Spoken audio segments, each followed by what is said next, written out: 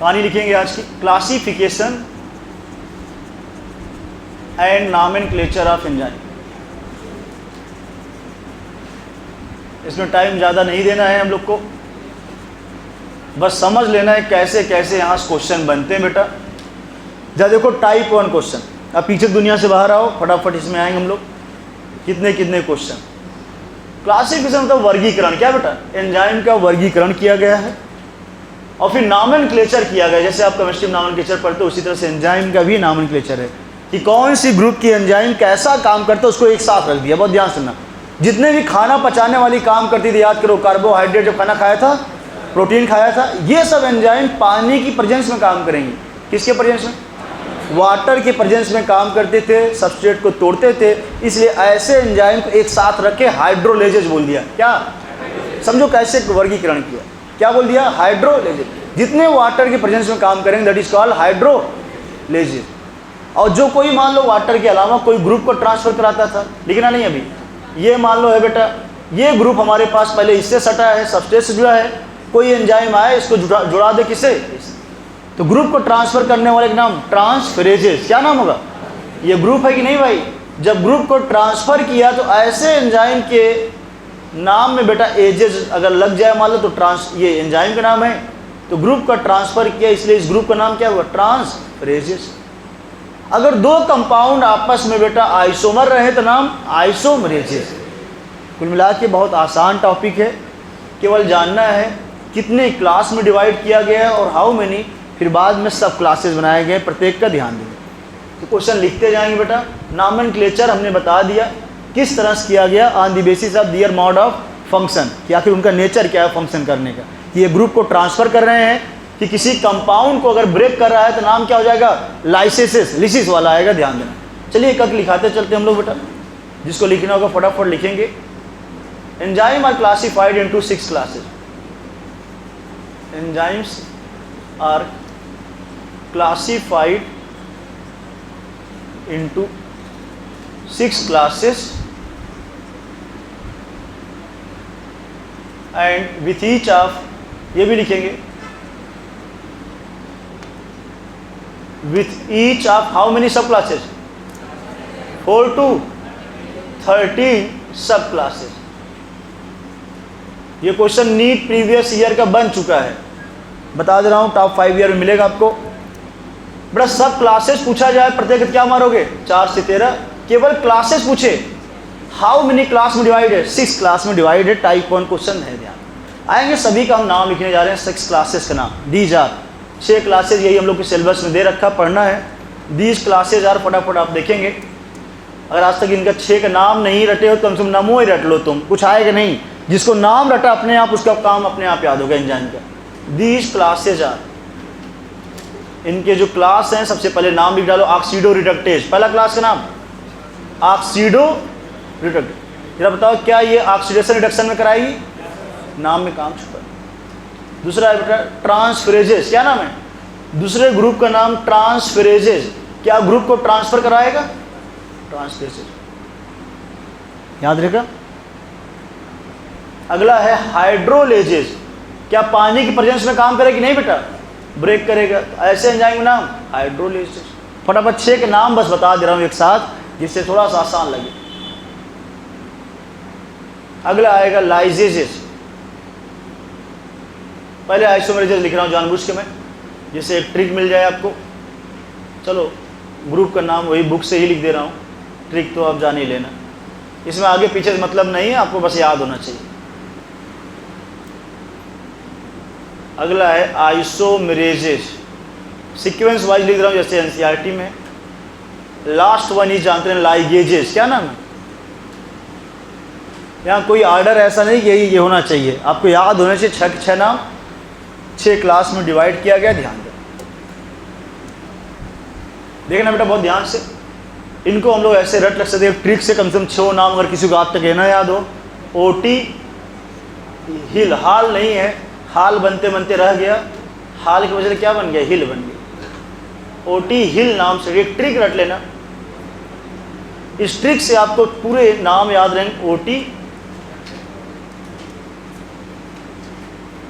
6 के 6 नाम। O for oxido एक बार देख लो सब लोग, O for oxido reductase, T for transferases, H for hydrolases, I for iso, आगे पीछे कर सकते हो, आइसोमरेजेज, L फॉर लाइजेजेज, एक L से है लाइगेजेज, एक में ग लगा एक में यस है, लाइजेजेज और OT हिल रटे रहोगे। तो ये मैं जानबूझ के आई पहले ला दिया जिससे हम लोग का ये सीक्वेंस थोड़ा अच्छा लगे ट्रिक में ध्यान। बाकी आपको यहाँ पे ज़रूरत नहीं है कि यही सीक्वेंस होना चाहिए, ये कोई ऑर्डर थोड़ी है, आपको 6 नाम चाहे आगे पीछे जैसे रख लो। एक बार 6 क्लासिफिकेशन में 6 का नाम याद रहेगा। हम नाम क्यों सुनाने, बिकॉज जिसको नाम याद है ना अपने आप ये तैयार हो जाएगा। अभी आप देखोगे लगता है बहुत टफ, हम फिर बता रहे हैं, लेकिन है बहुत आसान। जैसे बेटा कौन से इसमें एंजाइम के क्लास ट्रांसफर ऑफ ग्रुप कराएगा, कौन वाटर प्रेजेंस काम करेगा, हाँ बेटा आधा तुम्हें आता है भाई।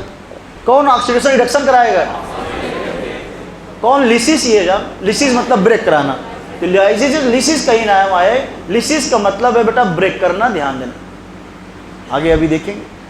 चलो आइसोमर याद रहे कि नहीं, दो जो आइसोमर तो आपस में इंटर कन्वर्जन मदद करेगा, और लाइगेजेज मतलब जोड़ने वाला, क्या बेटा ये लिंक कराएगा, क्या कराएगा, ये दो मिलक जुड़वाएगा, और जुड़ो, तो ये जुड़वाएगा कौन, ऐसे आसान है बेटा, लेकिन आपकी बुक के अकॉर्डिंग कैसे कैसे क्वेश्चन बनेंगे ध्यान देना। 6 के 6 नाम याद रहेंगे। OT हिल नाम से कम याद, A से ऑक्सीडो रिडक्टेज, T से ट्रांसफेरेज, H से I फॉर आइसोमरेजेज, L से लाइजेजेज और एक लाइक, आगे पीछे कर सकते हो, ध्यान देना। आइए पहले हेडिंग डालेंगे oxido reductase. First heading oxido reductases, oxido reductases पहला ग्रुप नाम डालेंगे। इसमें देखिए बेटा दो चीज़ है यहाँ पे, एंजाइम की जो एक्टिविटी है, दो सबस्ट्रेट है उनको आपस में ऑक्सीडेशन रिडक्शन कराएगा, मदद कराएगा, वही है। मैं डायरेक्ट यहाँ पे केवल आपको मैं लिखूंगा, सबके इक्वेशन ही आते हैं। थ्योरी अगर जानना है तो बस एक लाइन में बता दे रहे हैं आपको। बुक में देखें, मेरे पास मान लो एग्जाम्पल शुरू करूँ, यहाँ थ्योरी में लिखने जा रहा हूँ, लेकिन पहले एग्जाम्पल देखो आप कैसे आता है।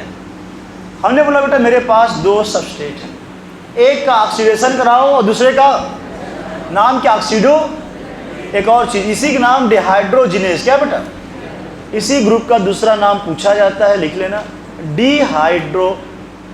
डिहाइड्रोजिनेजेज, इसी में बेटा डिहाइड्रोजिनेजेज बोलते हैं। कोई याद कर लेगा, सब लोग को अगर याद भी होगा पहले से भी। डिहाइड्रोजिनेज मतलब क्या चीज़ बाहर जाना, पानी ठोक देंगे आके, पानी। डिहाइड्रोजिनेज लिखा है, डिहाइड्रेशन नहीं, कई बार बताया हूँ, हाइड्रोजन बाहर जाना, क्या बेटा लिखना नहीं तुम लोग। अभी एक कंपाउंड रिएक्टेंट है, यहाँ से हमको हाइड्रोजन निकाल दिया। किसी भी रिएक्शन केमिस्ट्री इतनी आती कि नहीं बेटा, हाइड्रोजन बाहर जाना, ऑक्सी, इतना जानते हो यार, किसी से हाइड्रोजन बाहर जाए तो इसका क्या हुआ, और हाइड्रोजन जुड़ना, रिडक्शन, इतना जानते हो। यहाँ पे हाइड्रोजन का बाहर जाना है, जिन्होंने पानी बोला है वो अपना डिहाइड्रेशन कहीं सही कर लेंगे। ऊपर कहीं लिखो तुम लोग पानी वाले, ऊपर कहीं, हाँ लिखो, ऊपर कहीं लिख लेना, यहाँ ना लिखना। डिहाइड्रेशन मीन्स लिखोगे वाटर का हटना, डिहाइड्रेशन है ये, रिमूवल ऑफ पानी लिखो, रिमूवल ऑफ वाटर को बोलते हैं डिहाइड्रेशन। और डिहाइड्रोजिनेशन के मतलब हाइड्रोजन बाहर जाना। डिहाइड्रोजिनेशन एक रिएक्शन होती है, आप पढ़ो केमिस्ट्री में, यहाँ लिखेंगे रिमूवल ऑफ हाइड्रोजन, जिस जगह से हाइड्रोजन बाहर गया उस कंपाउंड को ऑक्सीडेशन हो जाता है। ये लिख लेना, छोटी छोटी बातें हैं। अब तुम 2-4 बातें ही लिखो। डी कार्बोक्सिलेशन में क्या बाहर जाएगा, काम आएगा फिजियोलॉजी में हम लोग के कली से। रिमूवल ऑफ CO2, क्या बेटा लिख डालो सब लोग, removal of CO2। D oxy लग जाए तो अभी पढ़े तो ऑक्सीजन जाएगी, तो आसान। चलो 3 बातें में 2 बातें बहुत दिक्कत देती, कंफ्यूजन याद रखना। तो इस NCERT में जो लिखा है बेटा, एग्जाम्पल बहुत ध्यान सुनना। इसने एक बार यस लिया और एक बार देखो यस डैश लिया, क्या लिया है, एक बार एक को ऑक्सीडेशन करा तो दूसरा क्या होगा, रिडक्शन। ये प्रोडक्ट छापेंगे, ऑक्सीडेशन रिडक्शन की कहानी जानते रहेंगे। ये कलेन अक्सर गलती होती है, सबसे छोटी छोटी ही बातें गलती होती है। डिहाइड्रेशन अक्सर बोलते हो, पानी ज़रूरत है ज़्यादा, अगर स्वेटिंग हो जाए बोलते हैं डिहाइड्रेशन हो रहा है, मतलब आपका वाटर का जो भी है लेवल बॉडी कम है, पानी की आवश्यकता है, डिहाइड्रेशन है, डिहाइड्रोजिनेशन है। थोड़ा पढ़ लिया करें सही से स्पेलिंग, ऐसे क्वेश्चन में दिक्कत नहीं आए जिससे। चलिए डिकार्बोक्सिलेशन, अभी आपको जस्ट फोटोसिंथेसिस बहुत बार आने वाला है, CO2 को बाहर जाना, यहाँ पे आएंगे। बस मेरा मतलब ये था, जो पहली रिएक्शन जो है बेटा, देखें इतना दिख रहा होगा आई थिंक, थोड़ा छोटा। ये देखो अगर मेरे पास बेटा ये रिएक्शन लिखी गई है, तो अगर ये यस इस बार यहाँ देखो रिड्यूस लिखा है, बहुत ध्यान से, यस रिड्यूस है, और ये क्या यस डैश ऑक्सीडाइज। अगली बार क्या हुआ, जो यस वाला था रिड्यूस, इस बार क्या हुआ ऑक्सीडाइज, तो दूसरा क्या हुआ, बस यही जाना। इसमें जो एंजाइम की एक्टिविटी है बेटा कैटालिटिक, क्या ऑक्सीडो रिडक्शन दोनों काम करा रही है, दोनों। एंजाइम विच कैटलाइज मतलब इसकी एक्टिविटी जो है ये काम करा रहा है ऑक्सीडेशन का भी, और बिटवीन टू सबस्टेट, बिटवीन दो सबस्टेट यहाँ लिया, इन दोनों में एक बार इसका रिडक्शन तो इसका ऑक्सीडेशन, वही हो रहा है दोनों का आपस में ऑक्सीडो रिडक्शन हो रहा है। ध्यान देना, ये लाइन पूछी जाती, समझे रहेंगे, तगड़े से क्वेश्चन आया हुआ है। अब यही चीज़ आप देखिए, इसी तरह से एक लिख लेंगे, दूसरा अपने आप जानते रहेंगे। लिखेंगे इन दिस एंजाइम हेल्प इन, या एंजाइम कैटलाइज लिख दे, कैटलाइज मतलब उसकी एक्टिविटी बढ़ाना, कैटलाइज ऑक्सीडेशन रिडक्शन ऐसे लिख सकते हो, या ऑक्सीडो रिडक्शन एक साथ कर सकते हो बेटा, oxido reduction of two substrate, of two substrate, या बिटवीन टू सबस्ट्रेट कर सकते हो, बिटवीन टू सबस्ट्रेट लिख लो, चाहे ऑफ टू सबस्ट्रेट, जैसा आपको इजी लगे। दो सबस्ट्रेट हैं, उन्हीं को आपस में ऑक्सीडेशन रिडक्शन करा रही बेटा। फॉर एग्जाम्पल सबसे पहले देखेंगे यहाँ पे मेरे पास यस एक है, ये रिड्यूस है कि नहीं, ये रिड्यूस अवस्था में है, किससे जुड़ रहा है बेटा, यस डैश, ये किस में है ऑक्सीडाइज। आफ्टर अगर इसमें एंजाइम डाल दिया हमने, देखिए एंजाइम डाल दिया, इस बार यस को ऑक्सीडाइज करा दिया पहले वाले को, और दूसरा क्या हो गया एस डैश क्या हो गया रिड्यूस। ये रिएक्शन दिए रहेंगे, हालांकि इतना आसान रहेगा, यही क्वेश्चन दे देगा उठा के, पूछेगा दिया गया जो एग्जाम्पल है कौन सी ग्रुप के एंजाइम काम कर रही है, ऑक्सीडो रिडक्टेज, या फिर दूसरा नाम देगा तो नाम डिहाइड्रोजिनेज। मतलब जिससे बहुत ध्यान सुनना बेटा, जिसमें हाइड्रोजन जुड़ रहा है वो रिड्यूस होगा, हाइड्रोजन बाहर गया तो नाम ऑक्सीडाइज होगा, ये ध्यान देना। क्वेश्चन के लेवल में, नीट के लेवल में कम पूछा जाता है ये, बट आपके बुक में क्वेश्चन मिलेंगे। अगला ग्रुप लिखेंगे OT ट्रांसफरेजेस, कौन सा, एक में आपने टाइम ले लिया, दूसरे में अब आराम से फटाफट लिखते जाएंगे लोग। ट्रांसफरेजेस में क्या ग्रुप का ट्रांसफर होगा कि नहीं, इसमें देखेंगे आप। इन दिस एंजाइम जो होगा बेटा कैटलाइज करेगा, enzyme catalyses transfer of group, transfer of group, एक कोई ग्रुप है बेटा उसको ट्रांसफर कराएगा from one place to other. अब इतना नहीं लिखेंगे, बस हम ट्रांसफर ऑफ ग्रुप लिख के खत्म करें।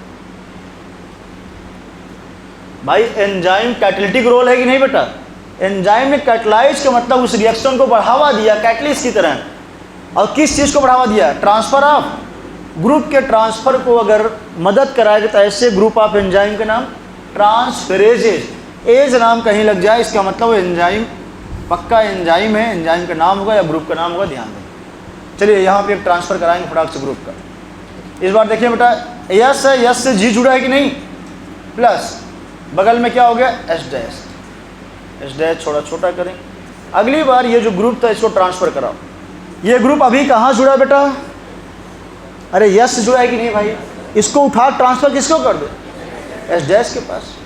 समझ रहे हो इतना, आदि केमिस्ट्री जैसी फीलिंग आई, ध्यान देना। इस बार जो जी जुड़ा हुआ है इससे यस से, इस बार जी को कहाँ ट्रांसफर कर दो, एस डैश। चलो मैं तुरंत यहाँ ट्रांसफ़र किया, इस बार ये हो गया। ट्रांसफ़र होने के बाद जो जी है, जी किसके साथ जुड़ जाएगा बेटा, ये एस है, तभी तो ट्रांसफ़र होगा जब ये यहाँ से टूट के बाहर आया होगा, बगल में ये एस हो गया। ध्यान, यही रिएक्शन दिया रहेगा, पूछेगा। मान लो कल मैं यही आपसे पूछ दूँ क्वेश्चन के रूप में, यहाँ पे व्हाट इज द ए, क्या कौन सी एंजाइम का ग्रुप रहा होगा, ए ट्रांसफेरेजेस। क्या लिखना है, ये ट्रांसफेरेजेस वाली एंजाइम काम की है, तभी ये ग्रुप जो यहाँ से अभी अटैच था इस जगह से ये ट्रांसफ़र हो किसके पास आ गया। आप देखो ये ट्रांसफ़र हुआ है क्या बेटा, ये ट्रांसफ़र हो गया ग्रुप का, एक जगह से दूसरी जगह ट्रांसफ़र होकर जुड़ गया है। ध्यान दें, पहले इसका संबंध किसके साथ था, ये इसके साथ और यहाँ से टूट के इसके साथ ट्रांसफ़र हो गया, तो नाम ट्रांसफरेजेज हो गया। ये ए नहीं लिखना था आपको, बस मैं बता रहा हूँ, चाहे ए लिख दूँ चाहे पी लिख दूँ, तो जानते रहो क्वेश्चन कैसे बन सकते हैं। अगला आएंगे हाइड्रोलेजेज, अगले ग्रुप का नाम हाइड्रोलेजेज। देखते जाएं, हाइड्रोलेजेज और लाइजेजेज में एक छोटा सा डिफरेंस होगा, ध्यान दें। क्या ये ग्रुप ऑफ एंजाइम जो होगा बेटा, बहुत ध्यान सुनना, पानी की प्रेजेंस में काम करेगा? एक ट्रिक जानना, हम लोग जितना खाना खाते हैं सभी एंजाइम कौन से ग्रुप में होगी? सभी। जो हाइड्रोलेजेज भैया पानी की प्रेजेंस में ब्रेक करता है। अभी आपको देखिए इनडायरेक्ट लिखा है, जरा बताओ हम लोग खाने में ज़्यादा क्या खाते हैं? Macro food. अरे कार्बोहाइड्रेट, प्रोटीन, फैट। कार्बोहाइड्रेट में कौन सा बांड? ग्लाइकोसिडिक। अब पेप्टाइड कहाँ? देखो भाई, तोड़ोगे अभी पेप्टाइड बांध तोड़ोगे, एस्टर, ईथर, यही सब तोड़ोगे। कुछ चीज़ें आपको प्रैक्टिकली समझ में आएंगी, कुछ आपको रटना पड़ेगा, ध्यान दें। ठीक है, इन दिस हाइड्रोलिसिस दिखा दे रहा हूँ मैं आपको, ये वाली बात जो आपको लगता है टफ, तुरंत देखें। ट्रांसफर वाला ग्रुप एकदम इजी है, कोई टाइम नहीं देंगे। जी है इसके पास, यस से जी बाद में किसके पास आ गया? S dash. हाइड्रोलिसिस बहुत ध्यान सुनो, इन दोनों की कहानी है, ये दोनों बहुत कंफ्यूज कराते हैं जो बच्चे रटे हैं। ऐसी एंजाइम कैटलाइज करेगा, हाइड्रोलिसिस कर रहा है किसका? एस्टर हो चाहे ईथर, ये पेप्टाइड आ गया। क्या पेप्टाइड में प्रोटीन में था? अरे खाने में अक्सर प्रोटीन वोटीन खा रहे, तो प्रोटियोलिटिक एंजाइम वाली ये हो गया। ग्लाइकोसिडिक बांड कहाँ था? कार्बो। अरे खाने में यही खाते हो, कार्बोहाइड्रेट, प्रोटीन, फैट। हमने क्या बताया, जितने खाना पचाने वाली एंजाइम है सब मछली क्या है? हाइड्रोलिटिक है। आते हो तो ऐसे में याद हो जाएगा। चाहे कार्बन कार्बन के बांड, इसके बीच का बांड टूटे ये, चाहे कार्बन हैलाइड हो चाहे पी एन बांड हो, ध्यान देना। जो हम लोग खाना पीना खाते हैं उसी में बेटा ये कुछ बांड रहते हैं, उनका नाम मेंशन किया गया, ध्यान देना।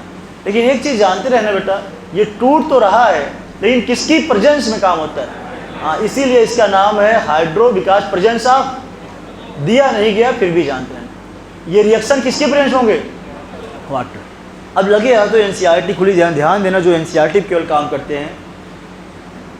चलो ये भी तोड़ेगी, इसका नाम है लाइजेजेज है। लाइसिस कहीं आया, इसका मतलब क्या करेगा?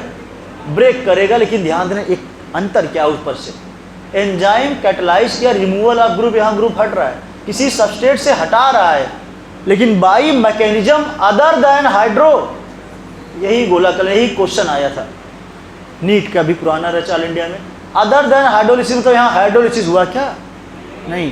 पानी की प्रेजेंस में टूटे तो नाम क्या मारोगे? प्रोटीन बांड टूटा, पेप्टाइड। बिना पानी टूटे, यहाँ लिखो विदाउट वाटर, यहाँ हाइड्रोलिसिस नहीं हुआ। क्या यहाँ हाइड्रोलिसिस हुआ? क्या अदर देन हाइड्रोलिसिस, मतलब यहाँ हाइड्रोलिसिस अब्सेंट है बेटा, ध्यान देना। या फिर ऐसे लिखेगा ये अब्सेंस ऑफ वाटर होगा। क्या बेटा? ये रिएक्शन कब हुई? ऊपर वाला प्रेजेंस ऑफ वाटर में होगा, ये किस में होगा? ये रिएक्शन हो रहा है सेकंड वाला, in the absence of water. ये बात पूछी जाती है आपसे कि दोनों में आखिर अंतर क्या? मेजर, ये अदर देन लिखा है, यही पूछी जाती है आपकी बुक में, आपने ध्यान दिया कि नहीं? हाइड्रोलिसिस नहीं हो रहा मतलब किसके अब्सेंस में? ये वाटर यहाँ नहीं होगा रिएक्शन में, ध्यान दो। अब देखिए ये कंपाउंड सेकंड वाला मैं तोड़ के दिखाऊं। एक मेरे पास ये कंपाउंड था, देखो बेटा एक्स और वाई यहाँ जुड़े हैं, एक्स से ये बांड टूटा है, यहाँ से ये बांड एक्स और सी के बीच वाई। ग्रुप देखो यहाँ लिखा है रिमूवल ऑफ व्हाट, ग्रुप हट रहा है। एक बार एक्स और वाई दोनों हटाए, ये दोनों बेचारे हटे, कह रहे हैं चलो भैया हम दोनों हट जा रहे हैं, आपस में हम दोनों जुड़ जाते हैं बाहर जाके। क्या हुआ? ये दोनों आपस में दुनिया बसा लिया, एक्स के साथ जुड़ गए। और कार्बन कार्बन के बीच क्या हुआ? Living double bond. ये समझाना चाह रहा हूँ मैं बेटा, थ्योरी में लिखा है लिविंग डबल। जब कंपाउंड टूटता है, देखो कार्बन कार्बन भी सिंगल था, क्या इन दोनों के बीच डबल आ गया कि नहीं? कार्बन और कार्बन कितना बांड आ गया? यही लाइन एनसीईआरटी लिखा है, ये लिविंग डबल बांड। जब ये कंपाउंड टूटा, ये हटे दोनों, इसके बीच क्या आ गया? डबल बांड क्रिएट हो गया। ये भी एक बात समझो बेटा, लिविंग डबल बांड समझ में आया? ये चीज़ जब हटा है बिना पानी के, ये दोनों हटे जुड़ गए, और कार्बन कार्बन बीच क्या आ गया? लिविंग डबल बांड का मतलब यहाँ क्रिएट हो गया, ये समझे रहो। तो ये रिएक्शन पूछी जाती है कायदे से, आपकी एनसीईआरटी बात करें, यही रिएक्शन एक इंपॉर्टेंट है। दिया रहेगा ऐसे ही लिखा रहेगा, यही चीज़ लिखा रहेगा। पूछेगा क्वेश्चन में दिया गया इक्वेशन कौन सा है, लाइजेजेज, ट्रांसफरेजेज, हाइड्रोलेजेज। तो सबसे बेहतरीन आने लायक यही होता है, इसमें लोगों को गलती का चांस होता है, तो गलती न करना बेटा। ये है कौन सी? लाइजेजेज है। लाइजेजेज का मतलब ब्रेक होना। ये बांड ब्रेक हुआ कि नहीं? ये बॉन्ड यहाँ से ब्रेक हुआ है वाई वाला, और यहाँ से यक्स वाला जो जुड़ा था, इसलिए इसका नाम हो गया लाइजेजेज। ये कंपाउंड यहाँ से ब्रेक है। चलिए मैं दोनों के बारे में लिखने जा रहा हूँ बेटा। पहले वाले में एंजाइम ने हाइड्रोलिसिस कराया, एस्टर हो चाहे ईथर हो चाहे पेप्टाइड हो चाहे ग्लाइकोसिडिक हो चाहे कार्बन कार्बन हो चाहे कार्बन हाइलाइड हो चाहे ये पीएन बॉन्ड हो। ये बस आपको जानना है, टफ लगता है लेकिन क्वेश्चन आएगा, मैक्सिमम आप पहुँच जाओगे। लिखेंगे पहले वाले में लिखेंगे in this enzyme help in enzyme works in, ये लिखो works in presence of water. पहले ये लिखेंगे आप, किसके प्रेजेंस बेटा? Works in presence of water and help and catalyse hydrolysis of, बढ़ावा दिया hydrolysis of ester comma ether comma peptide. समझ लेना बेटा, रटने में मदद मिलेगा। पेप्टाइड बॉन्ड मतलब जो खाना खाया था हम लोग, प्रोटीन वगैरह। ग्लाइकोसिडिक, ग्लाइकोसिडिक लिखा गया है। कामा कार्बन हैलाइड के बीच बॉन्ड हो, कार्बन और क्या हो सकता है? कार्बन कार्बन अगर हम बोलें तो सुक्रोज नाम सुना सबने? चलो एक आध क्वेश्चन अभी करेंगे आप। या फास्फोरस और नाइट्रोजन एटसेट्रा, मतलब ऐसे ढेर सारे हो सकते हैं, कुछ जो बुक के हैं वही लिखा गया है। जरा यहीं पर अगर मैं एक इक्वेशन लिख दूं आपके बुक का, चलो पहले लिखता हूं, लेकिन बुक का जो इक्वेशन है वो प्रैक्टिकल नहीं, प्रैक्टिकल वाला भी हम समझाते हैं। फॉर एग्जांपल देखना बेटा, मेरे पास एक कंपाउंड है कार्बन कार्बन, यहाँ से एक जुड़ा है ग्रुप इधर एक्स और इधर जुड़ा क्या है? इस पर बेटा अगर एंजाइम ये डाल दिया जाए, यही ग्रुप का एंजाइम डाला जाए, आफ्टर रिएक्शन के बाद ये क्या क्या चेंज होकर बना दिया, बहुत ध्यान सुनना। एक्स और वाई अलग होंगे नहीं बेटा, ऐसे आप सिंबल बना लेना जो लोग हैं। एक्स वाला बॉन्ड यहाँ से ब्रेक हुआ है, जिससे वाई यहाँ से अटैच है, ये ब्रेक हुआ है बेटा, बिकॉज सॉरी, हाँ ये तो वहाँ का ग्रुप पढ़ा दिया हमने, सॉरी, एक्सट्रीमली सॉरी। तभी मैं बोल रहा हूँ क्या हो रहा है, मन में कुछ और चल रहा था इधर, नहीं मन में चल रहा था कुछ। अरे तुम्हें बता चुका, मुझे एलर्जी है कुछ चीज़ों से। इधर आओ बेटा, अब इधर आओ यार, तुम लोग टाइम बर्बाद कर रहे हो मेरा। इधर हमारा ज़्यादा तो तुम लोग की ये क्या नाम है, कुछ लोग शेड्यूल मांग रहे थे भैया, तो तुम लोग को जब बताया गया पहला टेस्ट कौन सा टॉपिक है तो उसके पीछे क्या है, मैं वही देख रहा था, अभी काम चल रहा था एडिटिंग, तो हम तीनों टॉपिक बता दे रहे हैं। बायो में तो क्लियर है ना, ये चैप्टर बायोमॉलिक्यूल सेल डिवीजन वाला पूरा टॉपिक रहेगा। 3 चैप्टर इस यूनिट के हैं, और जहाँ से मेजर पोर्शन क्वेश्चन रहेगा बायोमॉलिक्यूल, तुरंत सुनी लो फटाक से। 50 क्वेश्चन इस चैप्टर के रहेंगे 90 में, बाकी 40 में 20 सेल डिवीजन का और बाकी सेल का 20 रहेगा, जहाँ सेल ऑर्गेनेल पढ़े थे। बिकॉज उसके टॉपिक के कई बार टेस्ट हो चुके हैं ना, 2-3 बार टेस्ट में, एक बार सेल आ चुका है, सेल डिवीजन भी आ चुका है, प्रैक्टिस शीट भी आपको दी गई थी उसके, इसके इसीलिए वेटेज ज़्यादा रहेंगे। अभी ताज़ा ताज़ा आप पढ़े हो, ध्यान रखें, और इस पर टाइम बहुत दिया गया बायोमॉलिक्यूल। बाकी जो फिजिक्स केमिस्ट्री भी, तो फिजिक्स में मैं लिख ही दूँ कल को, सोचे सर अभी तक मिला नहीं, अरे तैयारी करो ना, जब बोल दिया गया 1D 2D 2 चैप्टर वेक्टर, क्या नाम सर बताए भी हैं, ये आपके रहेंगे पहले टेस्ट के टॉपिक फिजिक्स के। केमिस्ट्री में है आपका जैसे शुरुआती जो चैप्टर है मोल, हाँ, रिडॉक्स और नॉमेनक्लेचर, ये है आपका टॉपिक। बाकी बायो में हमने आपको बता ही दिया। तो इस तरह से आपको पहला जो भी टेस्ट है इसका शेड्यूल आपको पता है। शेड्यूल में हमने 2-3 मेजर टेस्ट भी बीच में डालना था, इसीलिए हमने रोका था, बिकॉज टाइम देखो लिमिट है। लिमिट क्या है, हमने इस बार जो भी 17-18 आपको हमने ग्रुप में डाला था, बट इस बार आपको 20 महीने एडजस्ट कर दिया। अब यही नहीं, हमने आगे लिख भी दिया है कायदे से कि कंटिन्यू रहेगा जब तक नीट 2023 ना हो जाए, तब तक टेस्ट बढ़ेंगे उसमें बेटा। अब हमके पास डेटा ही नहीं है, कहाँ हम कैसे लिख दें, बिकॉज ब्लाइंडली ऐसे नहीं लिख सकते ना। अब नीट कब होगा ये डेट आएगा तो आपको शेड्यूल लास्ट वाला जो टॉपिक है मॉडल वो बढ़ जाएंगे, मॉडिफाइड हो जाएगा। तो आप जाके पढ़ें जो आपके टेस्ट के टॉपिक है, पहले से अनाउंस है 10 दिन पहले से। तो अगले जो संडे आ रहा है आपका कमिंग, अच्छा खासा टाइम है देखो। इसीलिए कल संडे के दिन हमने पूरा आपको 2-3 लेक्चर शूट किया। भुगते आप लोग जो है कि काम करते क्या, कभी कोई मिसिंग हो गया, सर हमारा बायोमॉलिक्यूल की ये लेक्चर छूट गया, सर हम फिजियोलॉजी में लेट से एडमिशन लिए थे, सेल साइकिल छूटा, सेल डिवीजन, इस चक्कर में आप लेट से आए हो। आप लोग लेट से आए हो, लेकिन कोई बात नहीं, आपके लिए हम पूरा का पूरा ग्रुप याद रखें, पल्स बैच, उसमें जुड़े जाके। इसमें से फिजियोलॉजी के ह्यूमन का 50 लेक्चर है। कितना? पूरी ह्यूमन फिजियोलॉजी 7 चैप्टर है ना भैया, एक एक चैप्टर में कम से कम यार 5-7 दिन लगता है। तो इस तरह 50 लेक्चर में पूरी फिजियोलॉजी वहाँ पे अपलोड है। कल हमने यही किया रात दिन मिला के, और आपके लिए एक्स्ट्रा मैंने एक वीडियो 2-3 शूट किया। कभी कभी मान लो कोई लेक्चर गड़बड़ा गया, कहीं कुछ हो गया फॉल्ट, तो आपके लिए ये पूरा है। सेल साइकिल, सेल डिवीजन पूरा पड़ा हुआ है। सेल में एक सेल मेम्ब्रेन का मैं फिर से कर दूंगा, ठीक है। सेल डिवीजन, बायोमॉलिक्यूल अभी ताज़ा पढ़ ही गए हो। तो वहाँ पे उस बैच में 65-70 लेक्चर है। उन्हीं के लिए जो लोग चाहे लेट से आए हो चाहे जो आए हो, अब कोई बहाना नहीं चलेगा आपको। आप जाकर उस बैच में जुड़ो, यहाँ ऑफिस से जुड़वा लो। अब हमसे ना बोलो सर ये हमको भेज दो, कभी टाइम है फ्री हम भेज देते, ऐसा नहीं। अब वहाँ पे ये उम्मीद ना रखो हम नहीं भेजे, पता मन में घर क्या हो गए, मैं ऐसे सीन हो गया, वही नहीं भेजे, जालिम हो गए क्या, कोई दिक्कत नहीं। तो आपके इसीलिए ग्रुप क्रिएट है। आप एक ही लेक्चर ना लो ना, अगर लेट से आए हो जाओ, आपके पास 65-70 लेक्चर है अभी तक, जो तीनों यूनिट हैं बड़ी बड़ी, उसके लेक्चर मिल जाए ख़त्म। लेकिन आगे सब उम्मीद नहीं करना कि लेक्चर मिलेगा, भैया लेट से आए तो लेट वाला दे दिया ना मैंने, अब आगे वाला तो आप आओ डेली। अब आओगे आपसे उम्मीद ना करना, अब ना मिलने वाला किसी को कल से, मतलब कोई लेक्चर आपको आगे, चाहे प्लांट फिजियो, चाहे जेनेटिक्स, चाहे आगे जितने भी टॉपिक बचे इकोलॉजी, आप डेली आए, ऑफलाइन एडमिशन लियो, आप डेली पढ़ाई करो आके, ठीक है। आते हम लोग टॉपिक फटाक से, हाइड्रोलिसिस में आओ बेटा। एग्जाम्पल यहाँ दिया नहीं, जब तो सुक्रोज का हाइड्रोलिसिस आएगा कि नहीं? अरे सुक्रोज का हाइड्रोलिसिस कराओ, क्या है ये? शुगर है कि नहीं बेटा? चलो एक करा के देख लो भैया, सुक्रोज में पानी मिलाओ, क्या बन गया था? Glucose plus. अरे कल को ऐसे ही आपको पूछ ही दे, मान लो ऐसे ही पूछ दे सुक्रोज का हाइड्रोलिसिस हो रहा है, कौन सी क्लास आप एंजाइम कराई? हाइड्रोलिसिस। ये ना लिखा रहे, मान लो शुगर लिखा रहे, जो भी लिखा रहे, स्टार्च लिखा रहे, अभी प्रोटीन बताया कि नहीं, ये करा शुगर है कि नहीं बेटा? शुगर में आपने पानी मिलाया तो आपका ये कहानी ग्लूकोज बन गया, याद रहेगा। ऐसे आर्टिफिशियल स्टार्च का हाइड्रोलिसिस इसमें आएगा, कौन सी एंजाइम? हाइड्रोलिसिस। याद है पेप्टाइड बांड लिखा भी है कहाँ, प्रोटीन का भी टूटना पूछे तो एक आर्टिफिशियली जान लो। चलो हाइड्रोलिसिस हुआ खत्म। तो हाइड्रोलिसिस कोई दिक्कत हो जरा बताएं, हाइड्रो मतलब क्या था? अगर रिवाइज कर लो, ये एंजाइम किसके प्रेजेंस में? पानी के प्रेजेंस में काम कर रही है, उसके बाद ये तोड़ रहा है, चाहे यहाँ पे एस्टर है, चाहे इथर, चाहे पेप्टाइड हो, चाहे बांड हो, चाहे ग्लाइकोसिडिक, चाहे कार्बन हैलाइड हो, चाहे कार्बन कार्बन, कुछ ऐसा सोचो। जिसको सुक्रोज का फार्मूला याद होगा C22, कुछ याद करो, या C12 H22 O11।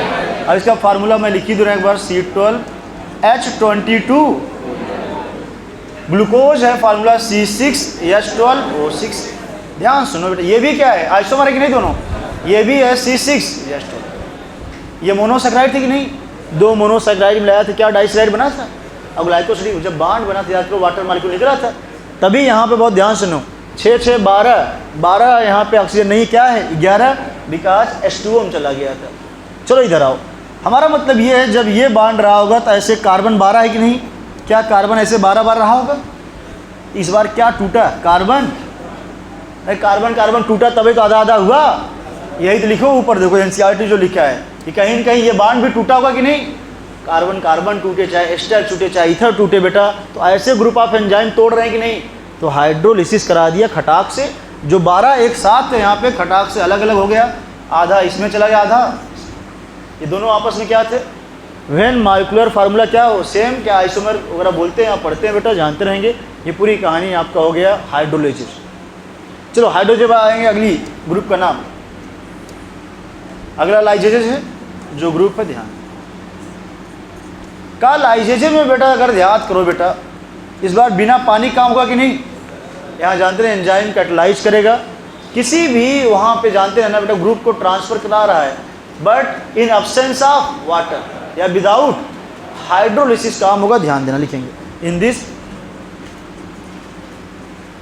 Removal of group occurs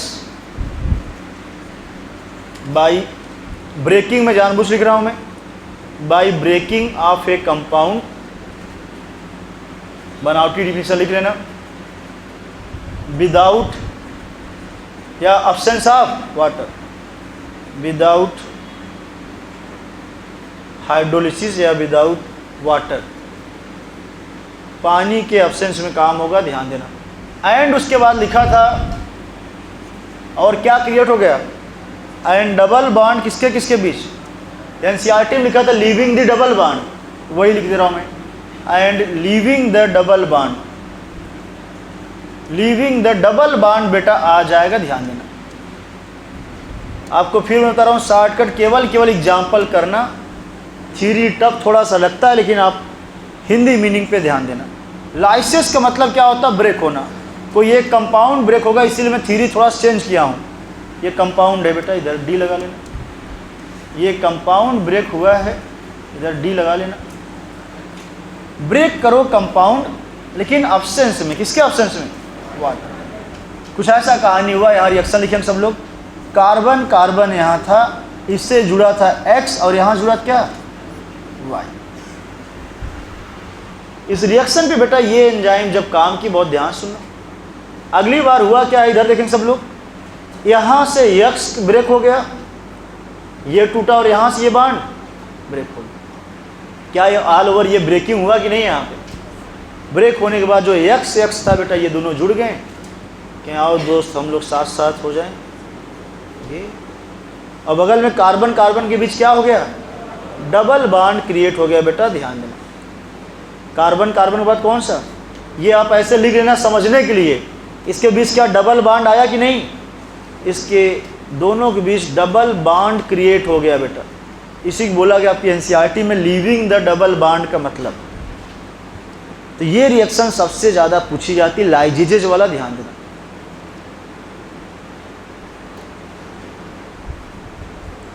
एक कंपाउंड टूटा है बट क्या, विदाउट वाटर या फिर अब्सेंस ऑफ वाटर है यहाँ पे, या हाइड्रोलिसिस नहीं होगा, जैसा भी क्वेश्चन दिया रहे बेटा थ्योरी में आप कर लेंगे। ये रिएक्शन मैं पहली बार लिख रहा हूँ, इंपॉर्टेंट कर लेना, ये कंपाउंड पूछा जाता है, देखिए।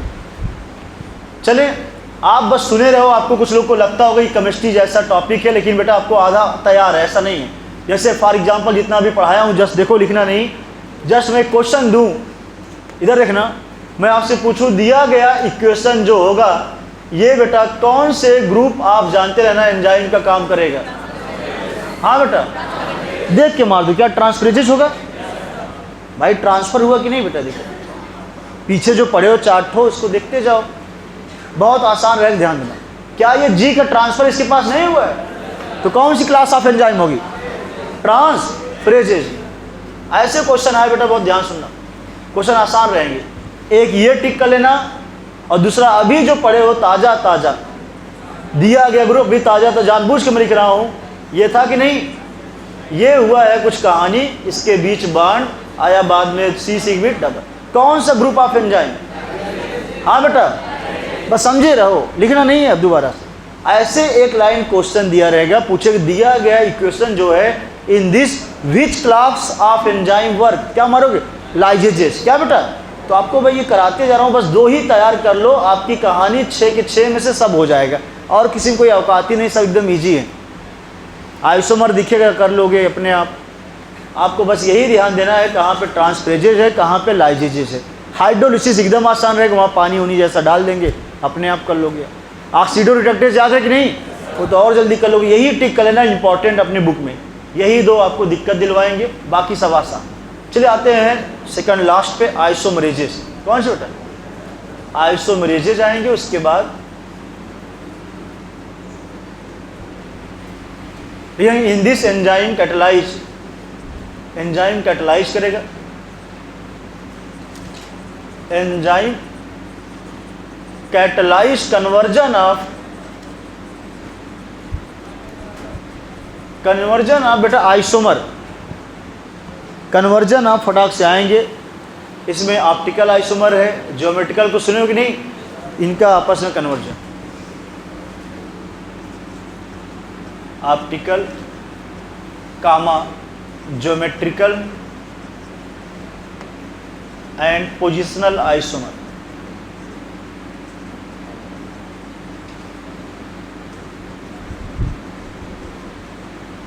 इन बिटवीन कंपाउंड, 2 कंपाउंड अगर मान लो है, इनके बीच इनका कन्वर्जन होना है, उसको ये एंजाइम बढ़ावा दे रहा है। कैटलाइज मतलब बढ़ावा दे रहा है, किसको, ये ध्यान देना,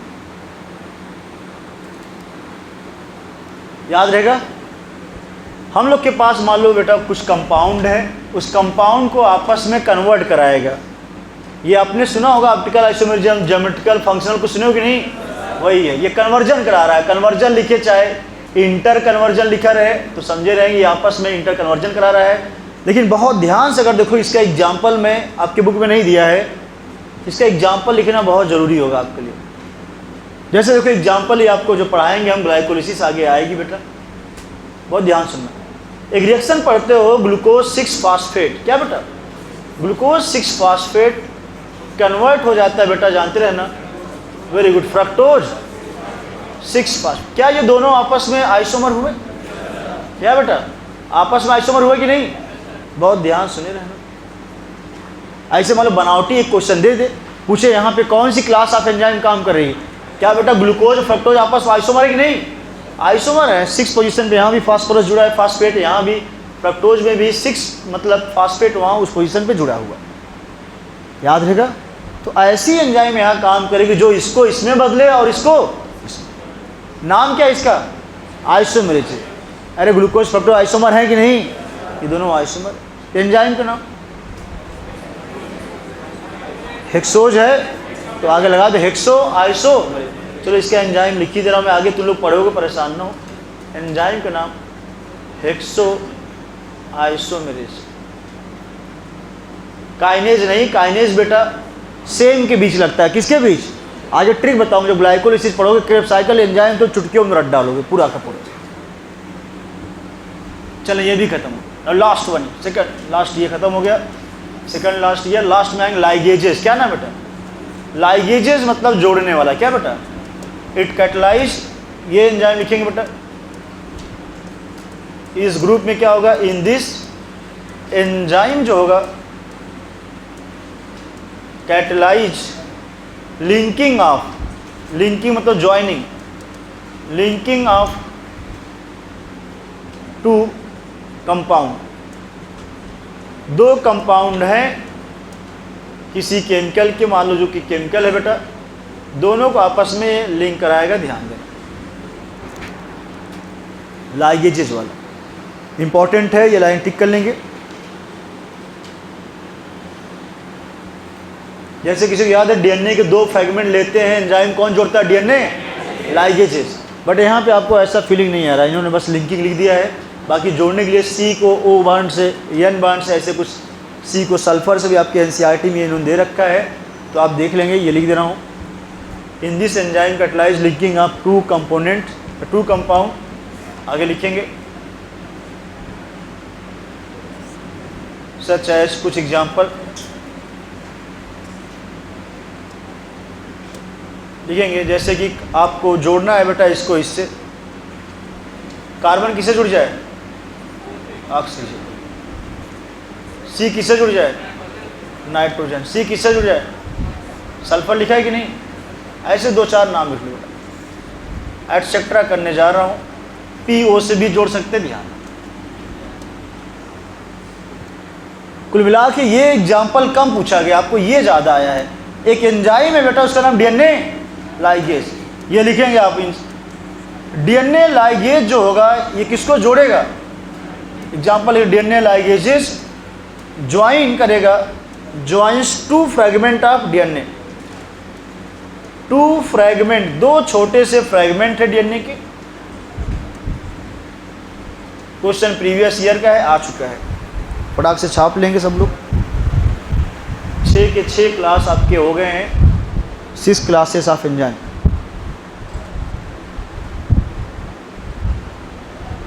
हो गया सबका? पूरी कहानी देख ले बेटा। डीएनए लाइगेज टिक कर लेना, ये क्वेश्चन आपके बायोटेक्नोलॉजी में बहुत मिलेगा।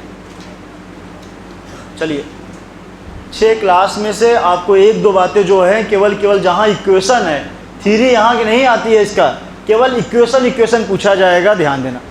और एक में बस जानते रहना, सबसे इंपॉर्टेंट लाइगेजेज वाला कौन सा? एक क्वेश्चन बताओगे, एक ऐसा रिएक्शन इसमें हुआ, ऐसी एंजाइम जो जहाँ पे ग्रुप का ट्रांसफर हुआ, अब्सेंस ऑफ वाटर में living double bond, living double bond, ligases. Theory यही टफ आएगा, अगर ये थ्योरी आ गया ना टफ हो जाएगा बेटा। एक ही थ्योरी टफ है, वो आपको रटा रहा हूँ। लाइगेजेस याद है कि नहीं? लाइगेजेस लिसिस हुआ कि नहीं? अब्सेंस ऑफ वाटर या प्रेजेंस ऑफ वाटर? ऑप्शन से आवंटन हुआ, कुछ ग्रुप हटे थे, एक्स वाई कट के गया कि नहीं, और क्या बन गया, बीच में डबल बॉन्ड क्रिएट हो गया। यही सबसे अच्छी पॉइंट थी बेटा थ्योरी सबसे टफ यही पूछा जाएगा, वो थ्योरी हमने आपको रटा दिया। नाउ एक नोट पॉइंट पढ़ेंगे, नोट पॉइंट के जस्ट बाद हम लोग आएंगे लास्ट हेडिंग, ध्यान देंगे। नोट पॉइंट देखिए बेटा बहुत काम का है, कुछ बातें आपकी बुक की रहेंगी, कुछ बाहर से, बहुत ध्यान सुनना इस नोट पॉइंट को। एक कंप्लीट एंजाइम अगर हम लोग के पास है, बहुत ध्यान सुनना, अक्सर हम लोग एंजाइम बोलते हैं, एंजाइम अगर बोल दिया वो कंप्लीट एंजाइम है। The complete enzyme called as holo enzyme, क्या नाम है, हाँ, एक कंप्लीट एंजाइम अगर हम लोग के पास है तो उसके जानते रहेंगे दो पार्ट होते हैं।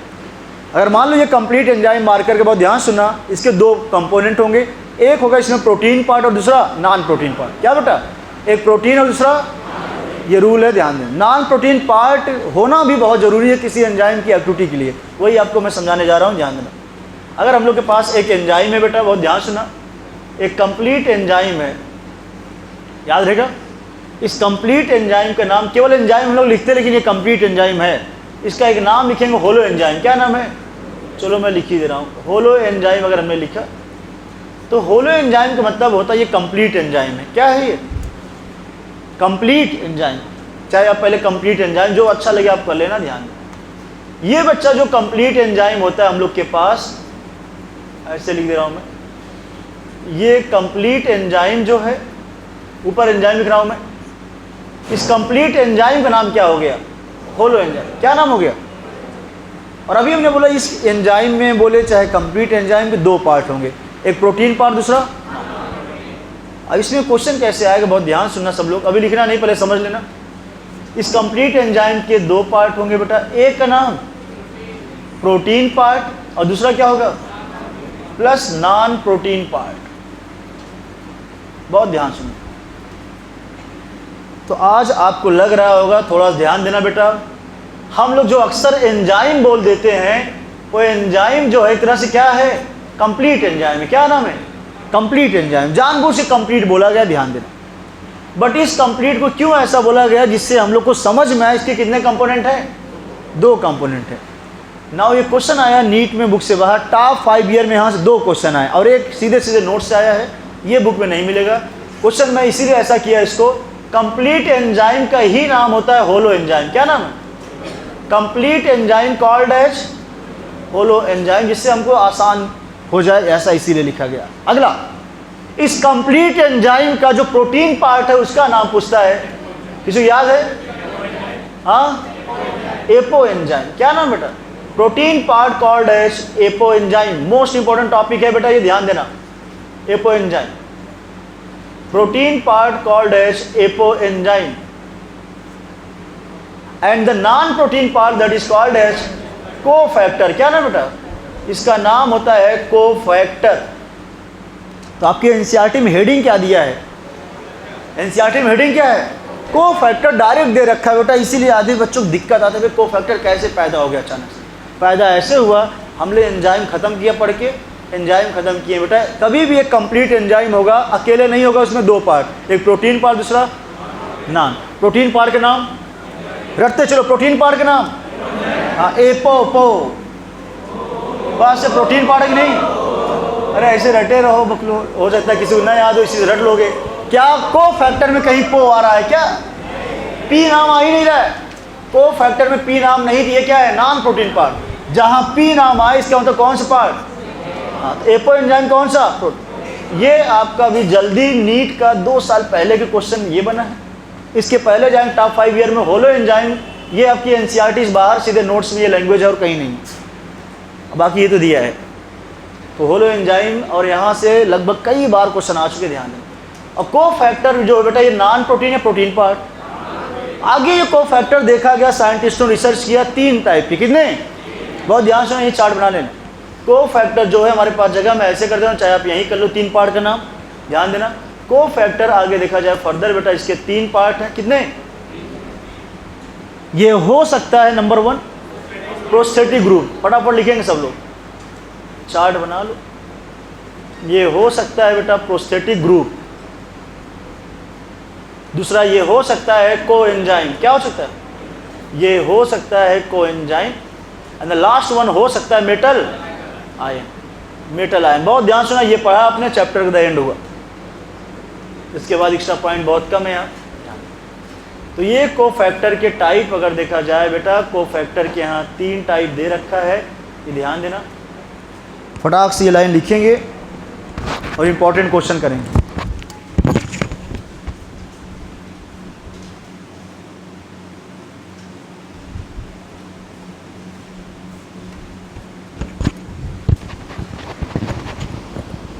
कंप्लीट एंजाइम का नाम क्या है बेटा? Complete enzyme. होल एंजाइम याद है कि नहीं? होल का मतलब कंप्लीट है, लेकिन होल ये छेद वाला मत समझना। देखो कुछ मिला जानबूझ के, एक मिला किया, दूसरा सोचता है वे लाओ हम भी आज सिर्फ लहा लेते हैं। लहा लो, ठीक है, कोई बात नहीं, कल से हम लहाएंगे, जब हम पूछेंगे तब। हाँ, डंडा फटा है, चलो कुछ लोग को पड़ेगा भी। आएंगे होलो मतलब यहाँ बेटा जानते रहेंगे, जस्ट कंप्लीट एंजाइम का नाम है। प्रोटीन पार्ट का नाम क्या? Apo enzyme. नॉन प्रोटीन का नाम कोफैक्टर। कोफैक्टर कितने टाइप? 3।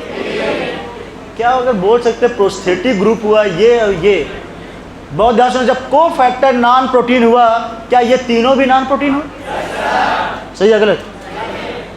याद करो, जब कोफैक्टर क्या है? नॉन, तो इसके भी जो पार्ट ये भी क्या है? Non protein part. बस इन्हीं के बारे में बहुत ध्यान सुनना।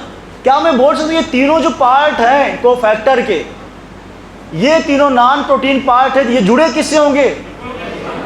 प्रोटीन पार्ट से, मतलब एपो एंजाइम जुड़े होंगे कि नहीं? कौन कौन? ये तीनों, ये भी जुड़ेगा, ये भी, और यही इनका देख लो बेटा कैसे जुड़ते हैं। एक एक एग्जाम्पल पढ़ लो, खत्म। तो आपको जानना है, हेडिंग हम लोग डालेंगे, क्या हेडिंग? कोफैक्टर। और कोफैक्टर जान चुके डिफिनेशन क्या था, और यहाँ मैं ये डिफिनेशन लिखूंगा नहीं। अब protein part of enzyme called as apo enzyme, ये समझ में आ रहा है कि नहीं? जो बच्चे नए हो यहाँ लिख लेना, प्रोटीन पार्ट का ही नाम क्या है? कॉल्ड एज, नहीं लिख, इसी का नाम क्या बेटा? Apo enzyme. बस खत्म। प्रोटीन पार्ट का नाम called as apo, non protein का नाम क्या है? कोफैक्टर। एरो के ऊपर कॉल्ड एज लिख लो, जो बच्चे एकदम नए हो ना, समझ में आया कुछ भी तो अपने से मॉडिफाइड कर लें। चलिए आते हैं हम लोग के सिलेबस में बेटा, कोफैक्टर पढ़ना है, ध्यान दें। एक और ट्रिक बता दूं बेटा, बहुत ध्यान सुना, ये ट्रिक एक साथ जरा दिखा करें क्यों बता रहे हैं। कोफैक्टर जो है बहुत ध्यान से, 3 पार्ट है कि नहीं? इसके 3 टाइप। इसमें से तीनों में आएगा कौन सी इनऑर्गेनिक, कौन ऑर्गेनिक? तो 2 यहाँ पे ऑर्गेनिक है, बहुत ध्यान से। कभी दिक्कत हो जहाँ ओ आए, प्रो ओ को, ट्रिक जानो, ओ ना करो, ठीक। ये दोनों ऑर्गेनिक इनऑर्गेनिक। हाँ बेटा, ये क्या होगा? क्या मेटल आयन किस ग्रुप में आएंगे मोस्टली? देखो ये हाल है, देख 2 लोग बोलेंगे, बाकी मर जाएंगे। डी ब्लॉक पढ़े हो, ट्रांजिशन मेटल। तो अक्सर बेटा मेटल आयन कोई पूछे तो इनऑर्गेनिक पार्ट ऑर्गेनिक, मैं एक साथ क्यों दिखा रहा हूँ, इससे तुम्हें देर तक माइंड में याद रहे। प्रोस्थेटिक और ये दोनों पूछेंगे, क्वेश्चन कैसे आएगा? टफ आएगा। टफ कैसे आएगा? एक बार, enzyme has its catalytic activity due to inorganic, किसकी वजह से? क्वेश्चन सुनना, एक एंजाइम उसकी कैटालिटिक एक्टिविटी है, एक ऐसा कोफैक्टर है जो कि क्या बोल दिया? इनऑर्गेनिक है। क्या सोचोगे? फिर पूछे ऐसा कोई पार्ट है जो ऑर्गेनिक है, बहुत ध्यान सुनना, और ट्रांजिएंटली जुड़ रहा था। अब नहीं पढ़ पाएंगे जो लोग पढ़े होंगे पहले इसको एंजाइम, ठीक है? बस 2 चीज़ जान लेंगे, वो करेंगे। आगे आएंगे, एक एक कर डिटेल चले बेटा। कोफैक्टर हेडिंग डालो। कोफैक्टर में हमने एक लाइन ऊपर लिख दिया, ये नॉन प्रोटीन तक प्रोटीन, आपका ये नोट पॉइंट हुआ खत्म। सीधे आएंगे कोफैक्टर। सबसे पहला पार्ट लिखेंगे ये, दीज ऑल आर, फटाक से लिखेंगे, these are non protein part. These are non protein part है, ध्यान दें। These are non protein part of enzyme. और 3 पार्ट इसके आप लिख चुके हो। किसी भी एंजाइम में बहुत ध्यान सुना है, क्वेश्चन आपकी लास्ट लाइन लिखवा रहा हूँ एनसीईआरटी पहले। एनसीईआरटी में एकदम लास्ट में लिख रखा है बेटा, बहुत ध्यान सुनेंगे। किसी एंजाइम की कैटालिटिक एक्टिविटी के लिए बहुत जरूरी होता है क्या? कोफैक्टर। नॉन प्रोटीन पार्ट होना भी बहुत जरूरी है। जैसे ये कंप्लीट एंजाइम है तो ये जो है इसका ढक्कन मान लो, ये नॉन प्रोटीन पार्ट है। कौन सा बेटा? नॉन। इसका होना भी बहुत जरूरी है इसकी एक्टिविटी के लिए। क्वेश्चन है कि आपकी गाइड में दे रखा है, किसी एंजाइम के अंदर से अगर कोफैक्टर हटा दिया जाए, देन व्हाट? देन एंजाइम का कैटालिटिक एक्टिविटी लास्ट हो जाएगा। एंजाइम इनएक्टिव नहीं, इसकी कैटालिटिक एक्टिविटी लास्ट हो जाएगी। ध्यान देना बेटा, फटाक लिखेंगे। इफ कोफैक्टर, क्या बेटा, if cofactor of a enzyme of an enzyme, if cofactor of an enzyme has been remove, इसको रिमूव कर दिया जाए, ये बहुत ही अच्छा क्वेश्चन बनेगा। देन इट्स कैटालिटिक पावर, इसका जो रिएक्शन करने की स्पीड वाला पावर है वो गायब हो जाएगा। It's catalytic power lost. क्या हो गया बेटा? और इसको मैं सबसे पहली लाइन बनाया हूँ यहाँ से नीचे से उठा के, आपकी बुक का है, ये लाइन लिखना मोस्ट इंपॉर्टेंट और ये पूछा भी गया है। ध्यान देना, किसी एंजाइम के अंतर्गत अगर उसका ये वाला चीज़ हटा दिया जाए बेटा, ध्यान देना, कोफैक्टर, तो इसका एंजाइम का कैटालिटिक पावर लॉस्ट हो जाएगा।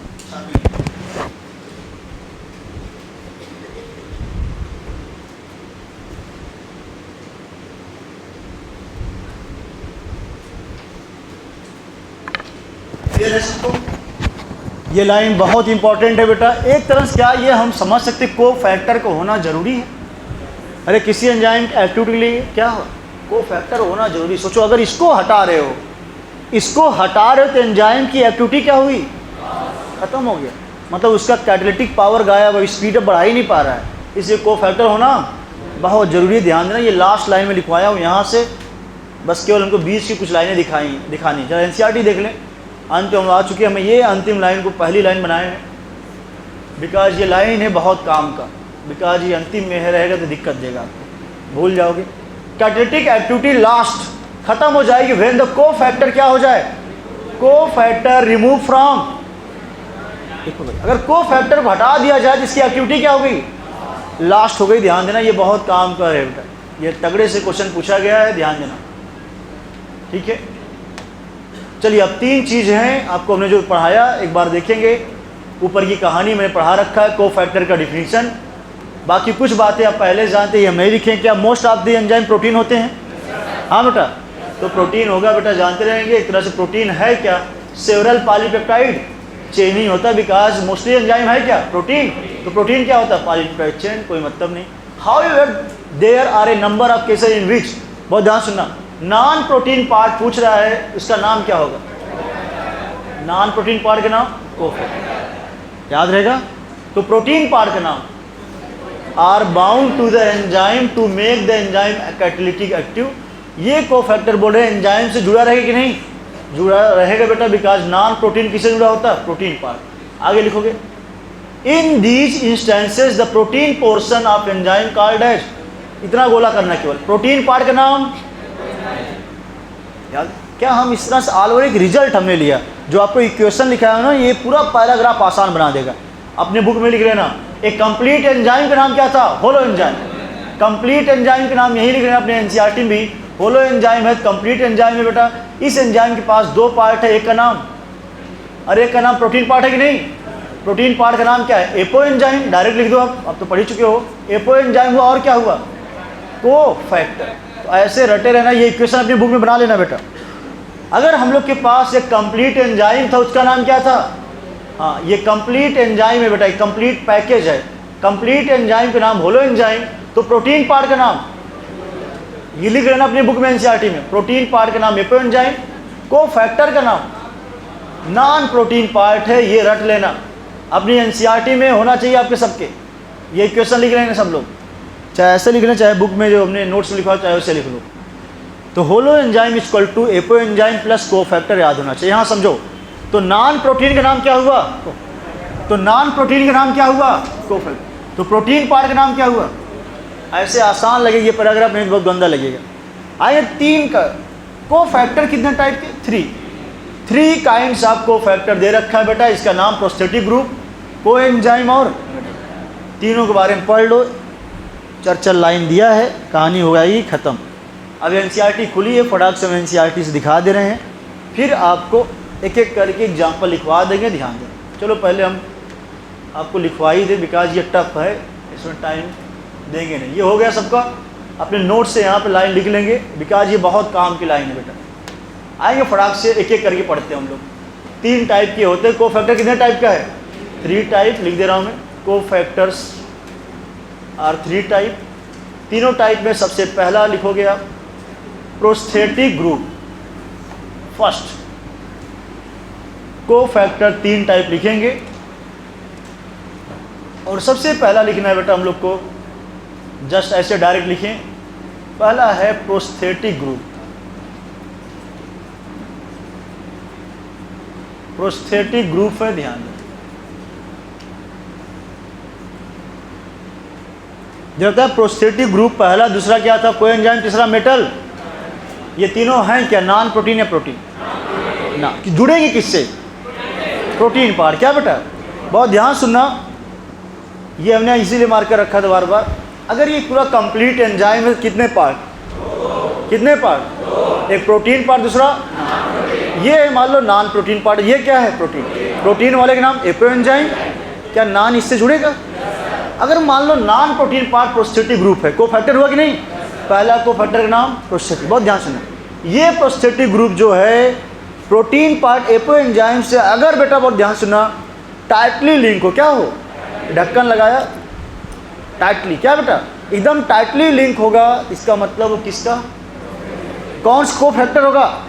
प्रोस्थेटिक ग्रुप का। तीनों डिफिनेशन के साथ सुनेंगे। अगर ये टाइटली लिंक, अगर ये कम दिख रहा होगा, ये इसलिए मैं दूसरा भी लिया। अगर ये टाइटली बेटा, ये नॉन प्रोटीन पार्ट टाइटली इस पे जुड़ जाए, क्या हो गया? ये प्रोस्थेटिक। प्रोस्थेटिक खत्म। बस एक एग्जाम्पल ही ना खत्म, दूसरा आएंगे। अगला कोफैक्टर क्या था? कोएंजाइम। अगला कोफैक्टर कोएंजाइम। अगर बेटा ये देखना, मान लो ये कोएंजाइम है, ये भी तो नॉन प्रोटीन है। जुड़ना किससे चाह रहा है? प्रोटीन। अगर ये जुड़ रहा, लेकिन इस बार लूजली, क्या? ढीला ढाला। जुड़ रहा? तो ढीला ढाला है कि नहीं भाई? टाइट थोड़ी है बेटा, तुम लोग कंट्रोल में रहो बड़ा। हाँ बस इतना दिए हैं तो ठीक हो गया। लूजली, तो लूजली बाउंड हुआ तो नाम क्या मारोगी? कोएंजाइम। और ये अगर है अच्छे से टाइटली बाउंड है ना, प्रोस्थेटिक। तीसरा बताओ क्या हो? कैसे? मुँह आ गया अभी अभी तो टाइट ढीला कर रहे, हो गया काम।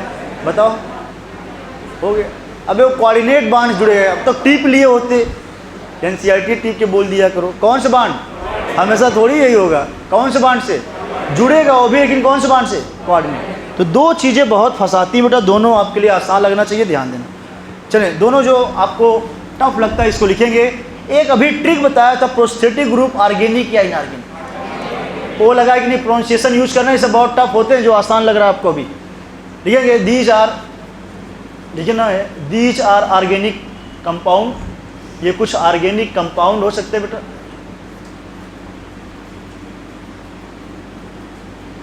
विच आर अटैच टू, फटाक से लिखिए, एक ही लाइन लिखवाऊंगा मैं। विच आर अटैच टू, किससे जुड़ेगा?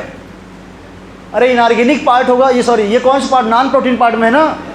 कोफैक्टर कितने पार्ट? 3। कोफैक्टर है क्या? Non protein. जुड़ेगा किससे? लिखेंगे these are attach to. Attach लिखो चाहे ज्वाइन लिखो, ध्यान देना। अटैच टू किससे? Apo enzyme. किससे लिखोगे? एपो एंजाइम मतलब protein part. These are attached to apo enzyme. These attached to apo enzyme लिखोगे।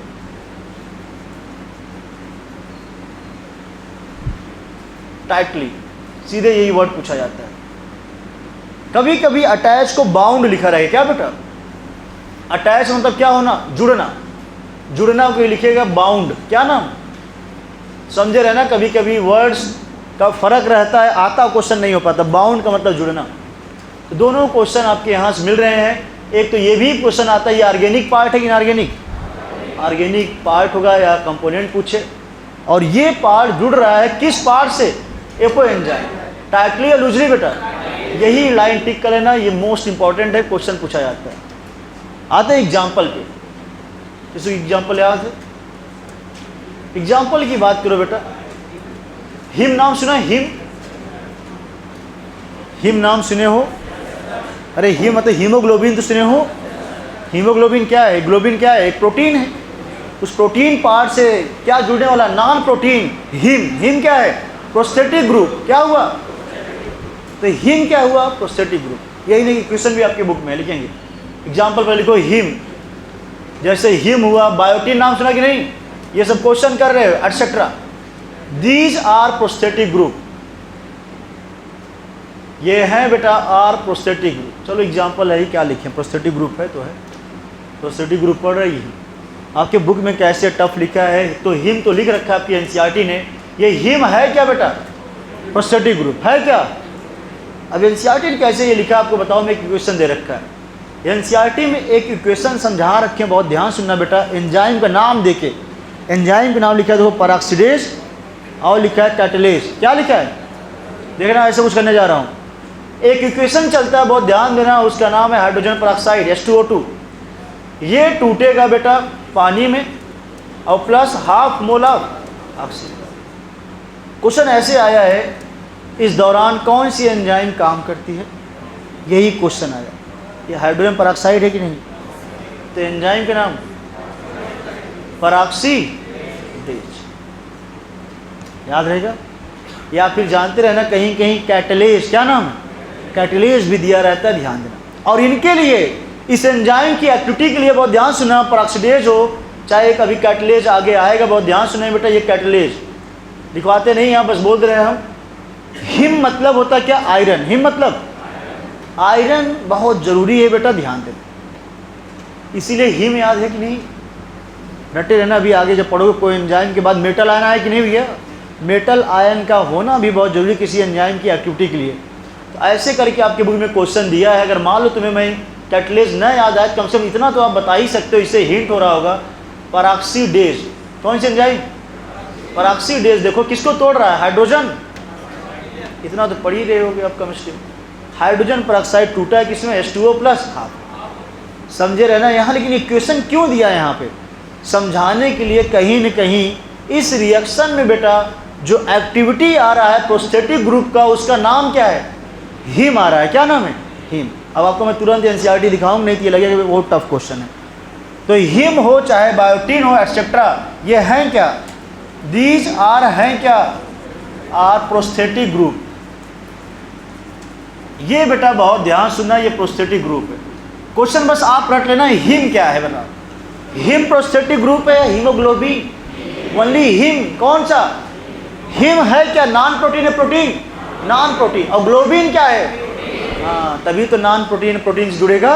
तो समझे रहना, तुरंत आएंगे, प्रोस्थेटिक ग्रुप खत्म। दो क्वेश्चन बनेंगे बेटा, एक तो ऑर्गेनिक इनऑर्गेनिक। ऑर्गेनिक अटैच होगा मतलब बाउंड होगा, बाउंड कैसे हो रहा है, टाइटली या लूजली, बाउंड किससे कर रहा है, एपो एंजाइम मतलब प्रोटीन पार्ट। नॉन प्रोटीन किससे जुड़ रहा है, टाइटली लूजली।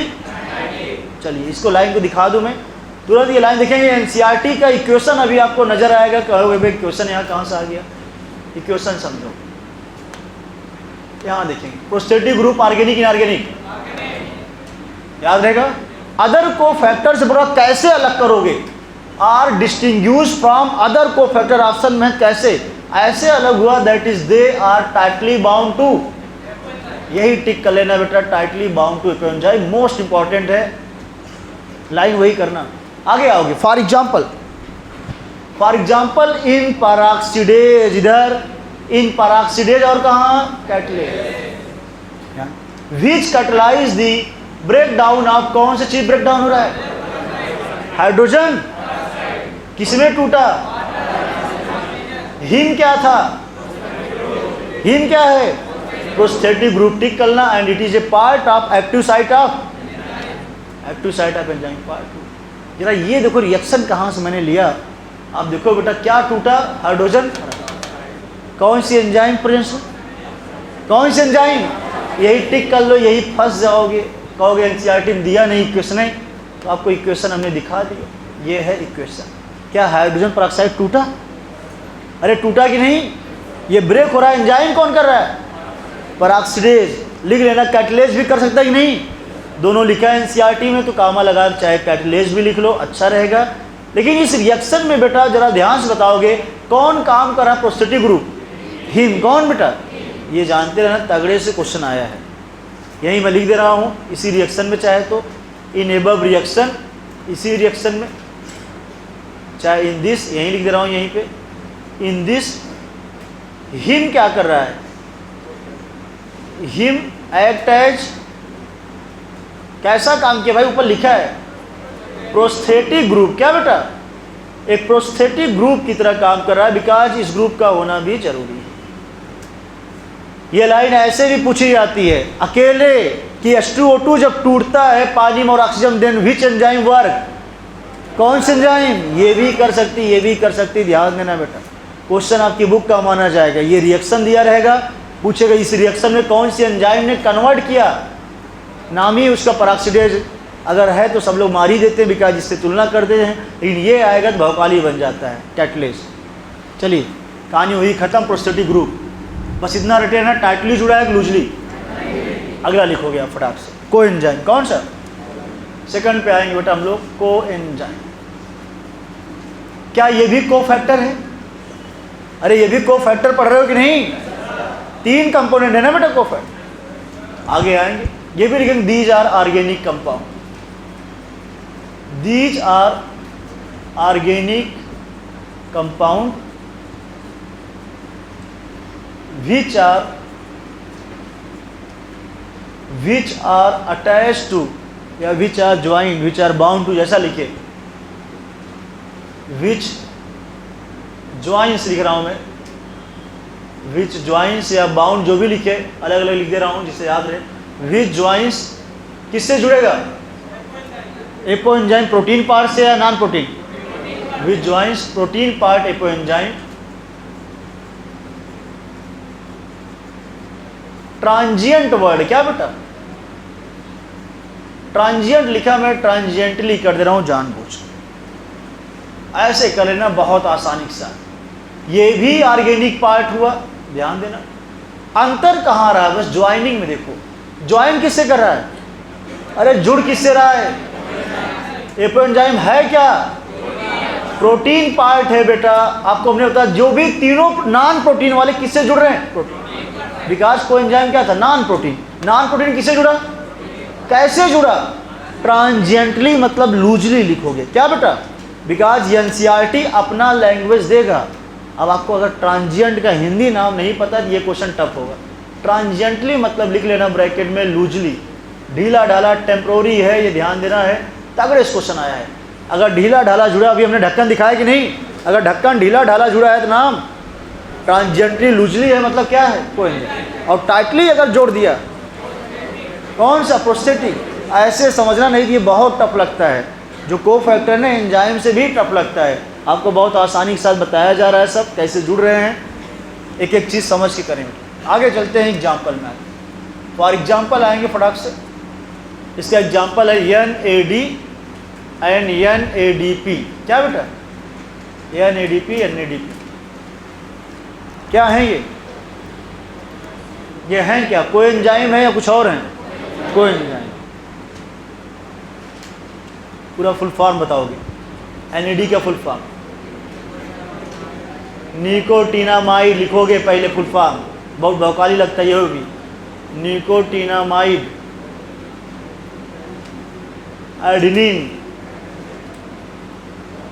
डाई न्यूक्लियोटाइड, इसका नाम बताओगे। अरे NAD तो कॉमन है, nicotinamide adenine di nucleotide phosphate, क्या नाम है,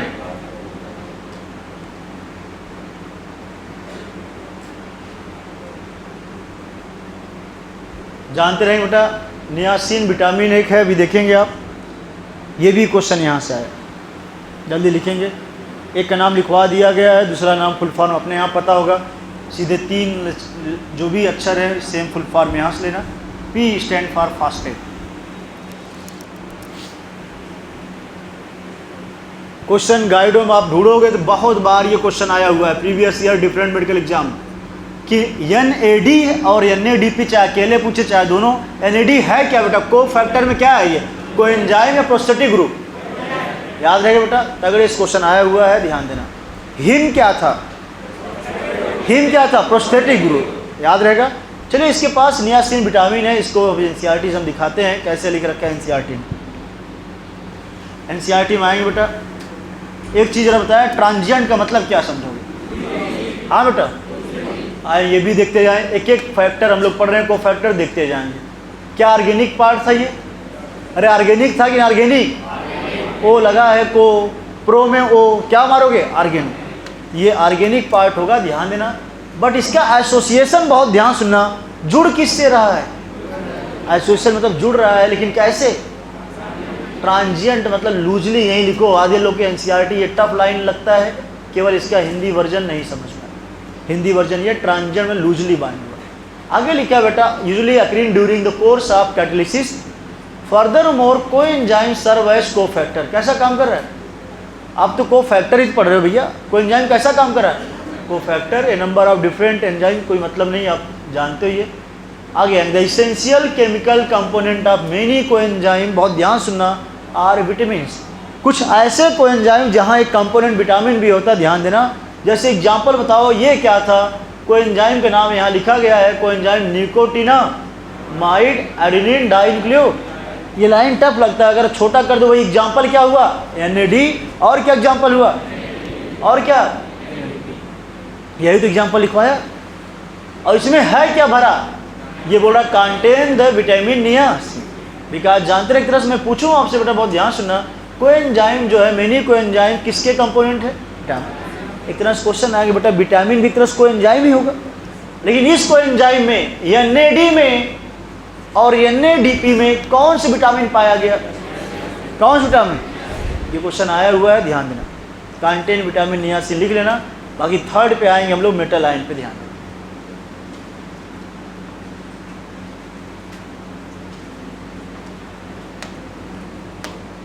आएंगे बेटा यहाँ फटाक से, NAD और इसका फुल फॉर्म लिख लेना, आपकी बुक से ही लिखाया गया है, बुक में दिया भी था।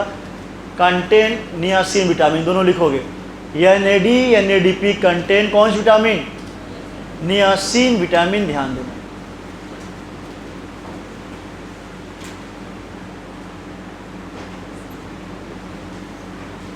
कोई बता सकता है नियासिन विटामिन B3 को बोलेंगे B5, याद रहेगा, विटामिन B3 को बोलते हैं, जानने के लिए कर लो। विटामिन बेटा आपको बहुत ध्यान सुनना, सिलेबस में नीट में तो नहीं, लेकिन क्वेश्चन गाइडों में इसके क्वेश्चन डाइजेशन में मिले होंगे। कहाँ पे, विटामिन वाला क्वेश्चन, जब आप डाइजेशन वाला चैप्टर लगाओगे ह्यूमन का, सब विटामिन क्वेश्चन वहाँ पे है। विटामिन का नाम आया सिलेबस में नहीं, लेकिन आप डॉक्टर बनने जा रहे हो, विटामिन का थोड़ा बहुत नॉलेज होना चाहिए, ध्यान देना। लास्ट में 2 मिनट में मैं बोल दूंगा, आपके मॉड्यूल्स में भी हमने एक पेज में दे रखा है, बस इतना जानना कौन फैट सॉल्युबल होता है, कौन सा वाटर, किसका निक नेम क्या होता है, 2-4 बेसिक नॉलेज आपके होने चाहिए। भले उन्हें आए, हमको पता नहीं आएगा, हम डिटेल नहीं बताएंगे, लेकिन ये चीज़ें बहुत बेसिक है। अगल बगल वाले अड़ोसी पड़ोसी ही आपके GS में पूछ सकते हैं, फैट सॉल्युबल कौन है, कौन से रेटिनॉल किसका नाम था, हड्डी कौन मजबूत करेगी, इतना तो बेसिक आपको आना चाहिए डॉक्टर बनने जाकर। चलें आगे चलते हैं, खत्म करते हैं कोएंजाइम के बाद लास्ट में आएंगे मेटल आयन। कौन सा बेटा, थर्ड पॉइंट पाएंगे, तीसरा नाम मेटल आयन। तीसरा को फैक्टर का नाम बेटा क्या है, मेटल आयन। लिखोगे, दीज आर इनऑर्गेनिक पार्ट होगा, ऑर्गेनिक इस बार, ये कुछ इनऑर्गेनिक मेटल हैं बेटा, ध्यान दें। दीज आर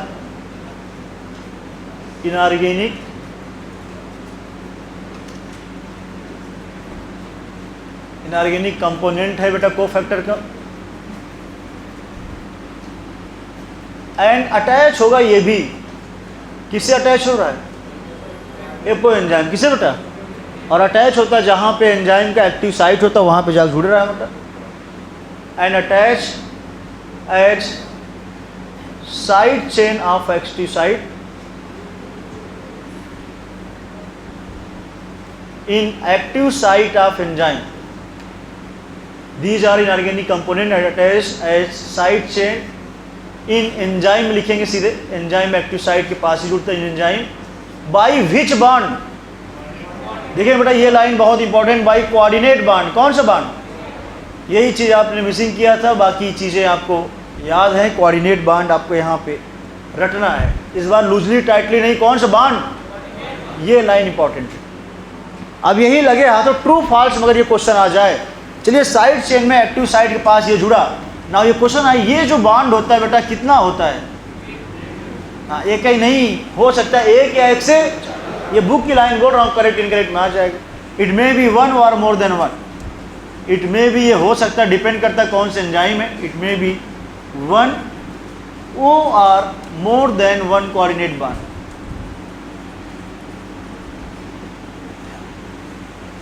चलिए तीनों कहानी आपने देख लिया बेटा। मेटल आयन का होना भी बहुत ज़रूरी है एंजाइम के कैटालिटिक रोल के लिए, ये याद रखेंगे। अब आखिर इसका एग्जाम्पल थोड़ा समझना है आपको बेटा।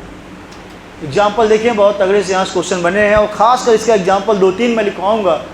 आप अगर याद हो, पढ़ते हैं एक चैप्टर प्लांट फिलॉजी में मिनरल न्यूट्रिशन, क्या नाम है, वहाँ पे पौधों के लिए मिनरल चाहिए होते हैं बेटा। आप देखिए, चाहे कॉपर ले, चाहे वहाँ पे मैग्नीशियम हो, चाहे आयरन हो, याद है कि नहीं, चाहे मैग्नीज हो, ये सब मिनरल पौधों के लिए ज़रूरी होता है। अब कहीं न कहीं पौधों के अंदर बहुत ध्यान से जो एंजाइमेटिक एक्टिविटी है, उस एक्टिविटी के लिए बेटा कौन सी चीज़ चाहिए, मेटल। तो मेटल आयन बहुत ध्यान सुना, कुछ particular metal ion particular enzyme के लिए एक्टिविटी को गवर्न करते हैं, वही आपको जानना है। जैसे 4 ऑप्शन देगा जो आपके बुक में, सबसे पहले उसको मैं लिख दे रहा हूँ। फॉर एग्जाम्पल इधर लिख रहा हूँ मैं, फॉर एग्जाम्पल जैसे एक मेटल आयन की बात करें बेटा, सबसे पहले मैं चलो जिंक की बात करता हूँ। किसका बेटा, या फिर आयरन की बात करो, जिंक की लिख लो। जिंक किसके लिए एक्टिवेटर की तरह काम कर रहा है मेटल आयन के लिए, लिखेंगे फॉर एंजाइम का नाम पूछेगा, जिंक लिखोगे, आयरन लिखोगे, जो ज़्यादा पूछेगा मैं वही टॉप पे लिख रहा हूँ, कॉपर लिखोगे, मॉलिब्डेनम नाम सुना कि नहीं, मैग्नीशियम भी पूछा जाता है, मॉलिब्डेनम, बहुत इतना बहुत एक्सेट्रा, ऐसे बहुत बड़ी लिस्ट है जो आने लायक है, मैं वही लिख रहा हूँ, ध्यान देंगे। बॉन्ड के बारे में मैंने बता दिया, आप लिख चुके होंगे, ये 1 हो सकता है, 1 से ज़्यादा भी, ध्यान दें। आइए इधर लिखते हैं बेटा। क्वेश्चन है जिंक किसके लिए एक्टिवेटर है, बहुत ध्यान सुनना, ये नीट प्रीवियस ईयर का क्वेश्चन है, एमयू बड़े एग्जाम में सब में पूछा गया ऑल इंडिया में। ये होता है बेटा को फैक्टर की तरह काम करेगा कार्बोक्सी पेप्टाइडेजेस, इसलिए कार्बोक्सी पेप्टाइडेजेस लिखा हो, चाहे प्रो कार्बोक्सी पेप्टाइडेजेस, जानते रहना बेटा। लिखेंगे कार्बोक्सी, आपकी बुक का क्वेश्चन है, कार्बोक्सी पेप्टाइडेजेस एंजाइम। और एक और लिखेंगे कार्बोनिक एनहाइड्रेज, नाम सुना कि नहीं, कार्बोनिक एनहाइड्रेज एंजाइम बहुत पॉपुलर है, आपको ये मिलेगा जब आप पढ़ोगे प्लांट फिलॉजी वहाँ पे। फेरस अभी पढ़ा है आपने कि एंजाइम था, वहाँ हिम आया था, अरे कैटलेस था कि नहीं, तो रटे रहना बेटा। इसके अलावा भी और आप जानते, एकोनिटेज नाम सुना कि नहीं, एकोनिटेज क्रेब्स साइकिल पढ़ोगे वहाँ आएगा एंजाइम। कामा कैटलेस, मैं सब लिखवा दे रहा हूँ आपको, एक और लिखवा दूँ तो खत्म ही हो जाए। साइटोक्रोम ऑक्सीडेज सुनते हो कि नहीं, वहाँ भी रोल है। जब आप ETS पढ़ोगे, इलेक्ट्रॉन ट्रांसपोर्ट चेन सुने हो कि नहीं, वहाँ साइटोक्रोम की सीरीज होती है, वहाँ फेरस कंपोनेंट भी काम करता है। तो आपको मैं आगे ये काम हो इस वजह से मैंने जोड़ दिया। कॉपर बेटा आपकी NCERT से बाहर है, टायरोसिनेज, कौन सी एंजाइम, टायरोसिनेज, लेकिन आया हुआ प्रीवियस ईयर का। मैग्नीशियम आपकी NCERT में है, मॉलिब्डेनम है, और ये दे रखा है जब पढ़ोगे आप मिनरल न्यूट्रिशन चैप्टर। देखिए मैग्नीशियम बेटा कई जगह काम करता है, चलें आएंगे फटाफट। एक तो पायरुवेट, काइनेज नाम सुना कि नहीं, काइनेज नाम सुना है, काइनेज में काम करेगा, बहुत ध्यान सुनेंगे। पेप्केज नाम सुना कि नहीं, पेप्केज में फोटोसिंथेसिस का थोड़ा बहुत पढ़े होंगे। रुबिस्को एंजाइम सुने ही थे, वहाँ एक्टिवेटर की तरह काम कौन करता है, मैग्नीशियम। लिखेंगे, पहला लिखेंगे इसके बारे में, पेप्केज ही लिख रहा हूँ जानबूझ के। दूसरा है काइनेज, रुबिस्को। ये भैया आपके बुक में दे रखा है, मिनरल न्यूट्रिशन उठा के लिखवा रहा हूँ, यहाँ क्वेश्चन मिलेगा। बिकॉज एंजाइम की एक्टिविटी के होने के लिए क्या चाहिए, मेटल। कौन सा मेटल आयन किसको एक्टिव कर रहा है, वही नाम लिखा है, ये पेप्केज है बेटा। आगे पढ़ेंगे आप, ध्यान देना। मॉलिब्डेनम, किसी को याद है, मॉलिब्डेनम एक ऐसा एलिमेंट है नाइट्रोजन फिक्सेशन में भी मदद करता है, अगर याद हो। एंजाइम का नाम इसीलिए नाइट्रोजिनेज, क्या नाम है, ये नाइट्रोजिनेज को भी एक्टिव करता है और नाइट्रेट रिडक्टेज वगैरह में भी हेल्प करता है, ध्यान दें। चलिए इस तरह से मेन हमने बोल दिया है। ऐसे ढेर सारे हो सकते हैं बेटा एक्सेट्रा में, लेकिन ये मेन लिस्ट याद रखना, तो आपके कई क्वेश्चन बड़े बड़े निकल जाएंगे, ध्यान देना। इसी तरह निकिल नाम सुना कि नहीं, निकिल वगैरह यूरिएज में, कहाँ बेटा निकिल है तो यूरिएज वगैरह में है, ऐसे बड़ी लिस्ट है। लेकिन जो आए हुए क्वेश्चन कुछ हैं आपको मिलेंगे, इसलिए मैं लिखा दिया। इस तरह से आपका चैप्टर का द एंड हुआ है बेटा। ये ध्यान देना है हम लोग को, मेटल आयन ज़रूरी हुआ कि नहीं, ये बताओ ज़रा। ज़रूरी है बेटा, कहीं न कहीं ये जुड़ रहा है किस बॉन्ड से? हाँ, इसमें 2-4 बहुत जो आए हैं पूछे गए, उसको तो आपको हाईलाइट कर लेना है। मैग्नीशियम आपके बुक का है, ये याद रखना है। जिंक बहुत काम का है और फेरस काम का, ये 3 नाम तो कम से कम याद होना चाहिए। बाकी ये जीका वायरस एक होता है, इसे रट ले। जी है तो जेड कहाँ कर रहा है? कार्बोक्सी में, और कहाँ से? कार्बोनिक एनाइड। ये जीका है और ये फेका है, क्या है? ये PACC, ACC रट लेना है ऐसे। A for एकोनिटेज। अरे फेरस कहाँ कर रहा है? एकोनिटेज, कैटलेज और साइटोक्रोम ऑक्सीडेज। CT नाम से ये रट लेना। कापर कहाँ कर रहा है? टायरोस, जिसको रटना ये प्रीवियस ईयर के हैं, ध्यान देना, थोड़ा हेल्प हो जाता। CT, C फॉर कापर, क्या? टायरोस। बाकी यहाँ पे है ये मग्गा वाला, आपको रटना है बेटा। ये देखिए बेटा, ये है, इसको रट लो ऐसे ही। पास से पिपकेज है, कस ये है, चाहे ऐसे रट लो। प्यार कर, हाँ, मग्गे से, किससे? हाँ, ये प्यार कर से, का से काइनेज, और ये क्या है? अब हमको भी ऐसे कुछ न कुछ रटे रहो, क्या करना, ये आपकी है। चाहे मत प्यार कर, उसमें क्या है? हाँ हाँ, मत, अरे कोई नहीं, माँ से मैग्नीशियम रटे हैं, याद रहे बेटा। पिपकेज, काइनेज और क्या रट लेना, ये PKR जो है रट लेना बेटा। प्यार कर वाली बात रटे लेना, और मग्गा याद होना चाहिए। ठीक, मॉलिब्डेनम सबसे आसान है। मॉलिब्डेनम के 2 क्वेश्चन प्रीवियस ईयर आप कर रहे हो। क्या नाइट्रोजन फिक्सिंग एंजाइम नाइट्रोजनेस सुने हो? तो नाइट्रोजन फिक्सेशन में मदद करता है, ये भी बेटा इनडायरेक्ट नाम क्या है? मॉलिब्डेनम। क्यों कर रहा है? बिकॉज इस एंजाइम को एक्टिव कर रहा है। निकिल है तो इसको रटना पड़ेगा आपको, यूरिएज को एक्टिव करेगा, ध्यान देना। तो इस तरह से हम लोग का चैप्टर क्या हुआ है? एंड हुआ है, ध्यान देना, पूरा पॉइंट पढ़ा। बस ज़्यादा एक्टिविटी ना बढ़ाओ, हाँ, कभी कभी आपके लिए हार्मफुल हो जाएगी। नोट पॉइंट में बहुत ध्यान सुनना। नोट पॉइंट कुछ खास यहाँ नहीं है, 1-2 बातें मैंने शुरू में बोला तो वही लिख लेना बेटा। एक्स्ट्रा पॉइंट में कुछ खास नहीं, फटाक से बस 2 लाइन लिख ले। जब जो बता रहे हैं तो उसको लिख लो, नहीं तो फिर धीरे से आराम से चला जाया करो। पीछे से आपको कई बार ये समझा चुके हैं, और एक सूचना भी सुनाएंगे, फिर जाएंगे फटाक चल नोट पॉइंट पे। ठीक है बेटा, मैकेनिज्म, हाँ, सूचना पहले से पता होगा, ठीक है, कोई बात नहीं। लिखेंगे यहाँ फटाक से पहले ये मैकेनिज्म ऑफ एंजाइम एक्शन के लिए 2 थ्योरी आई थी बेटा। सुन लेना, ये सब क्वेश्चन ट्रू फॉल्स ये कभी कभी आ जाते हैं आपके बुक से बाहर, ध्यान देना। और जल्दी में आया है, और असल में पहली बार हमारा मॉड्यूल चाहे पेपर, मेरा नोट्स 5 साल 10 साल पहले देखो, तब भी आपको मिलेगा आया हुआ क्वेश्चन आया था। 2 थ्योरी हमने बताया, बीच में लाख की थ्योरी सुने थे। अब दोनों एक साथ सुन लो। एक है इंड्यूस फिट थ्योरी भी, क्या बेटा? दोनों जाने।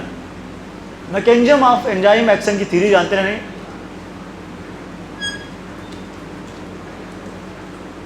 एंजाइम के मैकेनिज्म के लिए थ्योरी कुछ है, जानते रहेंगे। थ्योरी फॉर ऐसे लिख सकते हो आप, theory of mechanism of enzyme.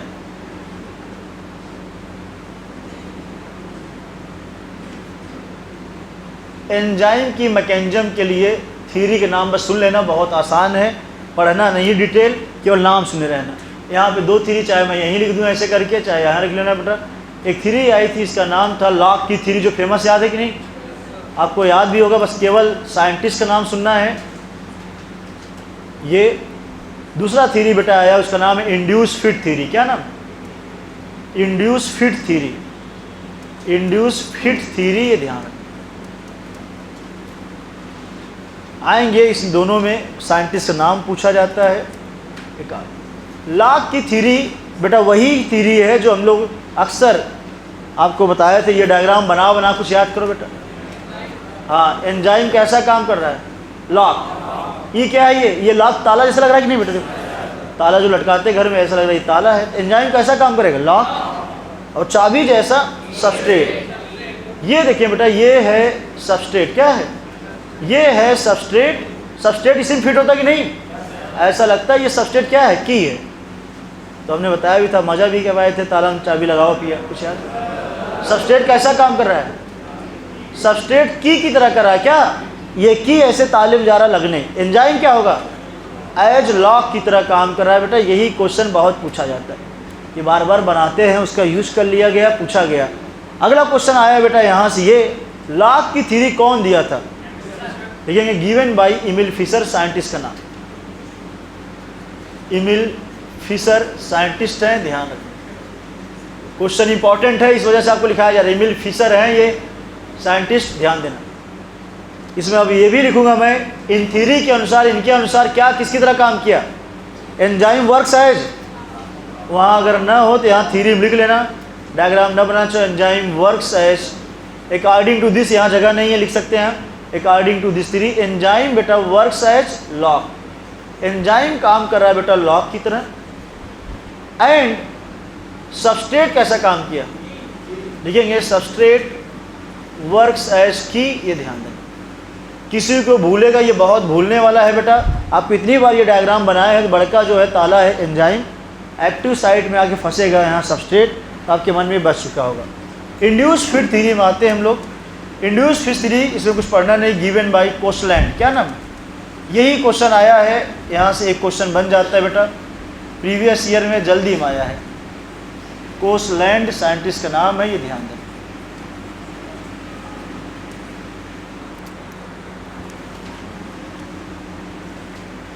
Lock key theory को ही बेटा अगर याद करो, क्या ईएस कॉम्प्लेक्स थ्योरी बोल सकते हो?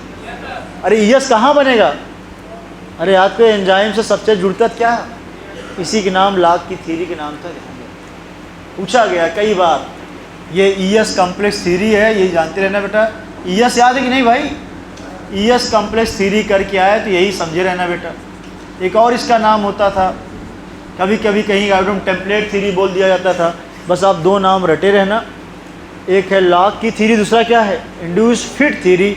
Induce fit given by Koshland और lock key theory given by Emil Fischer, ध्यान याद रहेगा। ये दोनों क्वेश्चन पूछे गए हैं, इसलिए आपको जाना जरूरी है। बाकी आपको अगर नोट में इतना जानना है बेटा, जो लोग मैं बता दे रहा हूँ क्वेश्चन नहीं आएगा, विटामिन सिलेबस में नहीं है, लेकिन कम से कम इतना याद करो, आपके बुक में कहीं कहीं ये दे रखा थोड़ा थोड़ा करके। क्या विटामिन माइक्रो न्यूट्रिएंट या माइक्रो, ऐसे बता दो, माइक्रो या माइक्रो। तो आधे लोग बोल रहे हैं डर कैसे, अरे माइक्रो होता है ना, डाइजेशन पढ़े तो वहीं लिखा था इंट्रोडक्शन में, हम लोग जो खाना खाते हैं कार्बोहाइड्रेट प्रोटीन फैट, वो क्या था, मैक्रो था। और ये क्या है, कुछ मिनरल विटामिन माइक्रो है, लेकिन जरूरी है कि नहीं बॉडी के लिए, बिकॉज इसकी कमी से नहीं क्या होगा, रोग हो जाएगा। अब बताओ ऑर्गेनिक होगा कि इनऑर्गेनिक, तो इसीलिए इसको दो लाइन लिख लो, ऑर्गेनिक है क्या बेटा।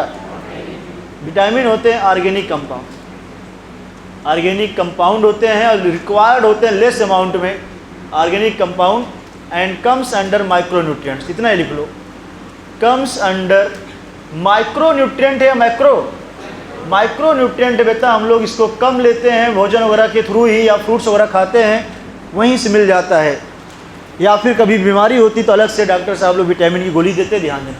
लेकिन भले कम खाते, लेकिन ज़रूरी थी कि नहीं, इंपॉर्टेंस है, ये भी ध्यान देना। दो ही टाइप की विटामिन है बेटा, एक होता है फैट सॉल्युबल और दूसरा वाटर सॉल्युबल। लिखेंगे टू टाइप की मेनली है, two types are vitamin. Vitamin को उस तरह ढेर सारे हैं, ये सॉल्युबिलिटी के आधार पे, किसके आधार पे बेटा, on the basis of solubility. ये जानते हैं दो टाइप का, फैट सॉल्युबल और कौन सा, लिखेंगे ऐसे लिखना, दीज आर वाटर सॉल्युबल, पहले लिख दे रहा हूँ मैं, और दूसरा जो ग्रुप होगा एंड फैट सॉल्युबल। आपका होमवर्क रहेगा, आपके मॉड्यूल में इनका डिटेल भी थोड़ा थोड़ा दिया है, बट नोट्स में आप चाहोगे तो ऐसे छोटा छोटा कर सकते हो। वाटर सॉल्युबल विटामिन का एग्जाम्पल पूछा जाएगा, बी कॉम्प्लेक्स, बड़ी लिस्ट है, एंड विटामिन सी, पूरा लिखो विटामिन नाम लगा के आगे, विटामिन बी कॉम्प्लेक्स। कॉम्प्लेक्स क्यों लिखा जाता है जरा समझो बेटा, बहुत ध्यान सुने, अक्सर बीकासूल कैप्सूल खाते हैं, उसमें देखो B1 लिखा होता है, B12 B9 लिखा होता है कि नहीं। तो बेटा जितने विटामिन बी हैं उसको अलग अलग डिवाइड किया गया, B1 से B12, B1 B2 B3 B4, याद ऐसे सुनते हो कि नहीं, सभी को मिला के अलग अलग ना लिख के क्या बोल देते हैं, विटामिन बी कॉम्प्लेक्स में सब ढेर सारे आ गए। और विटामिन सी भी है, क्या विटामिन सी होता है, ये जानते रहना, दोनों वाटर सॉल्युबल। क्या है ये, कभी भूले ये BC रटे रहना, क्या बेटा BC क्या है, वाटर सॉल्युबल। और लिख दो यहाँ WBC, क्या हो गया, तो WBC पढ़ते हो, ट्रिक मिल गया WBC। तो वाटर सॉल्युबल कौन कौन हुआ, एक B हो गया और कौन सा, अब बी कॉम्प्लेक्स है, ध्यान देना बेटा। अब बी कॉम्प्लेक्स में चाहे विटामिन B1 हो, चाहे B2 हो, चाहे B12 हो, एटसेट्रा करने जा रहा हूँ, ETC। ऐसे ही बड़े नाम होते हैं, B1 से लेकर 12 ऐसे आएंगे, ध्यान देना। एटसेट्रा में ढेर सारे होते हैं, तो आपको बेसिक नॉलेज कम से कम होना चाहिए बेटा, कौन सा वाटर, कौन सा फैट सॉल्युबल।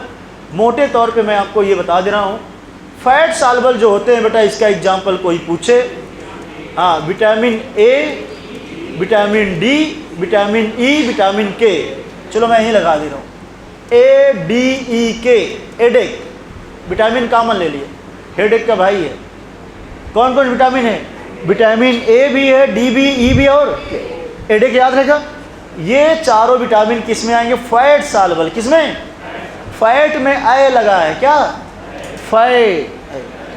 ए से ये क्या है? ए वाला ट्रिक है, ADE। ये क्या होंगे? फैट। बाकी BC क्या होगा? तो रटे रहना बेटा, तगड़े से क्वेश्चन आए हैं। अब इसको मैं कराऊंगा नहीं, बिकॉज इनके फुल फॉर्म आएंगे। B1 का नाम थायमीन नहीं, थियामीन बकलोल। थायमीन नाइट्रोजनस बेस है। यही सब क्वेश्चन नीट के हैं, ये बोल रहे हैं ऐसे नहीं, ये नीट में आए हैं सब। देखें, जैसे B1 है, विटामिन B1 के बस नाम मत लिख लो, इनको नहीं पता है जिनको। थायमीन है, थियामीन रखोगे, थियामीन, THI है, ये क्वेश्चन आया है। थायमीन था तो नाइट्रोजनस, याद करो, एडेनिन, ग्वानिन, साइटोसिन। थायमीन है ना, THY है, यहाँ स्पेलिंग का रोल है। Vitamin B2 riboflavin. Vitamin B3 अभी कोई बताया था? हाँ बेटा, कम से कम 2-4 जानते रहो। विटामिन B5 तक लिखवाऊंगा। कोई बताए कौन सा एसिड? हाँ सही जरा, पैंथोथेनिक एसिड। क्या बेटा लिखोगे? पैंथोथेनिक एसिड। ये आपको थोड़ी थोड़ी बातें हैं जो दूसरे दूसरे चैप्टर में आ जाते हैं। थियामीन, रोग वगैरह नहीं पढ़ना, रोग वगैरह जाके चार्ट अपना देख लेना, वहाँ हमने लिख रखा है। भले आपको अगर जानना है थोड़ा बहुत बता दूँ। क्या B1 की कमी किसी को याद है? विटामिन B1, हाँ चलो, वेरी वेरी। कभी कभी जानते रहे बेटा, बुक्स में क्वेश्चन में गाइड में दे रखे हैं ये भी, कि आखिर बेरी बेरी रोग किससे हुआ, चिलोसिस किससे हुआ, डर्माटाइटिस किससे हुआ। अगर याद करें, राइबोफ्लेविन के क्वेश्चन आपकी पुराना है। अक्सर जो मिल्क होता है एकदम वाइट नहीं होता, हल्का येलोपन होता है, किसकी वजह से? राइबोफ्लेविन। ऐसे क्वेश्चन आपकी गाइड में मिलेंगे, ध्यान देना। Vitamin B3 niacin, vitamin B5 pantothenic acid. ये क्वेश्चन आता है, बहुत ध्यान से सुनेंगे। Burning feet syndrome, pellagra disease सुनो कि नहीं? हम करेंगे, लिखेंगे नहीं, यहाँ टाइम नहीं मेरे पास, मैं इतना करा दे रहा हूँ, वही बस जान लो। आपका ये होमवर्क है, जहाँ पे बहुत ध्यान सुनना। मॉड्यूल में मैं आज आपको फ़ोटो भी डाल दूंगा। एक चार्ट में बनाया हूँ, बस यही लिखा हूँ किसका क्या नाम है। विटामिन K का नाम क्या है? फिलोक्विनोन। कैल्सीफेरॉल, कैल्शियम वाली हड्डी कौन मजबूत करती है? Vitamin D। कौन सी? नाम है कैल्सीफेरॉल। विटामिन A का नाम रेटिनॉल। अल नहीं, अल तो वाला कंपाउंड रोडोप्सिन वाला था। विटामिन का नाम है तो ऑल है, यहाँ पे ध्यान देना, परेशान ना होना। वो नहीं पूछा रोडोप्सिन में रेटिनल थाइलडिहाइड वाला। तो आपको ये समझे रहना, बेसिक क्वेश्चन है, डॉक्टर बनने जा रहे, इतना विटामिन आना चाहिए। विटामिन पढ़ा नहीं रहे, बस हम 2 टाइप लिखे हैं। एक क्वेश्चन और सुनना यहीं से रिलेटेड। आप जब पढ़ोगे ह्यूमन हेल्थ डिजीज, कई बच्चे सुबह के क्वेश्चन कर रहे थे, उनके कहीं पेपर में था। अक्सर एनीमिया 3 पढ़ते हो, 3 बहुत पॉपुलर हैं। एक आयरन डिफिशिएंसी जानते हो, अक्सर गर्ल्स में ज़्यादा common, because of loss of blood per month. तो ये 3 नाम आपको बस बता रहा हूँ बेटा, कन्फ्यूजन बचाएगा। एक होता है माइक्रोसिटिक एनीमिया। क्या नाम है? नाम केवल सुन लेना ये सब। कोई पूछे माइक्रोसिटिक एनीमिया किससे होगा, तो यहाँ लिखेंगे डिफिशिएंसी। दूसरा इसका भाई है मैक्रोसिटिक। कौन सा? बहुत ध्यान सुनना बेटा, मैक्रोसिटिक एनीमिया का ही नाम बहुत ध्यान सुनना, आल्सो कॉल्ड, किसी को याद है? मिगैलोब्लास्टिक। क्या नाम है? और तीसरा होता है, किसी का नाम अगर याद हो, परनीसियस एनीमिया। क्या नाम? ये क्वेश्चन इसलिए बता रहे हैं, ऐसी बातें बहुत दिक्कत देती है बेटा। ये सब यहाँ से रिलेटेड क्वेश्चन है और आपके सब प्रीवियस ईयर के हैं। Macrocytic anaemia also called megaloblastic. क्या नाम? और मिगैलोब्लास्टिक कई बार प्रीवियस ईयर का रह गया है। मिगैलोब्लास्टिक, ध्यान सुनो सब लोग। Microcytic anaemia due to deficiency आप लिखने जा रहा हूँ बेटा। यही है, ये डिफिशियंसी होता है। वजह लिखेंगे due to deficiency of iron. क्या नाम है? डिफिशियंसी ऑफ आयरन, मतलब फेरस याद है कि नहीं? अरे हीमोग्लोबिन याद है, हिम ग्रुप। यही है अक्सर जो मोस्ट कॉमन होता है गर्ल्स वगैरह में, यही माइक्रोसिटिक वाला। आयरन की कमी से एनीमिया बोलते हो कि नहीं? अब घुस के आ जाए एनीमिया तो सब जान रहा है, बच्चा बच्चा। कौन सी एनीमिया मारो? माइक्रोसिटिक। और अक्सर देखो बेटा, अगर टैबलेट जो आता है अक्सर आयरन के साथ फोलिक एसिड भी रहता है। कभी देखा करो जो गर्ल्स या फीमेल को दिया जाता है, किसी को भी दिया जाए, कहीं मेल भी हो, कमी है खून की, आयरन के साथ अक्सर फोलिक एसिड भी देते हैं, बिकॉज ये भी ज़रूरी होता है। चलिए, एक वर्ड आया यहाँ मेगालोब्लास्टिक एनीमिया, किसकी कमी से होगा? लिखेंगे due to deficiency of, due to deficiency of. कोई बताएगा कौन सा? फोलिक एसिड की कमी से हुआ। मेगालोब्लास्टिक एनीमिया किसकी कमी से हुआ? Folic acid. अक्सर फोलिक एसिड को विटामिन B9 बोलते हैं। क्या कन्फ्यूजन है बहुत जगह, कुछ लोग ये मानते हैं, कुछ लोग और। विटामिन B9 करके भी आता है, बहुत ही कंट्रोवर्सी है 7B9 में।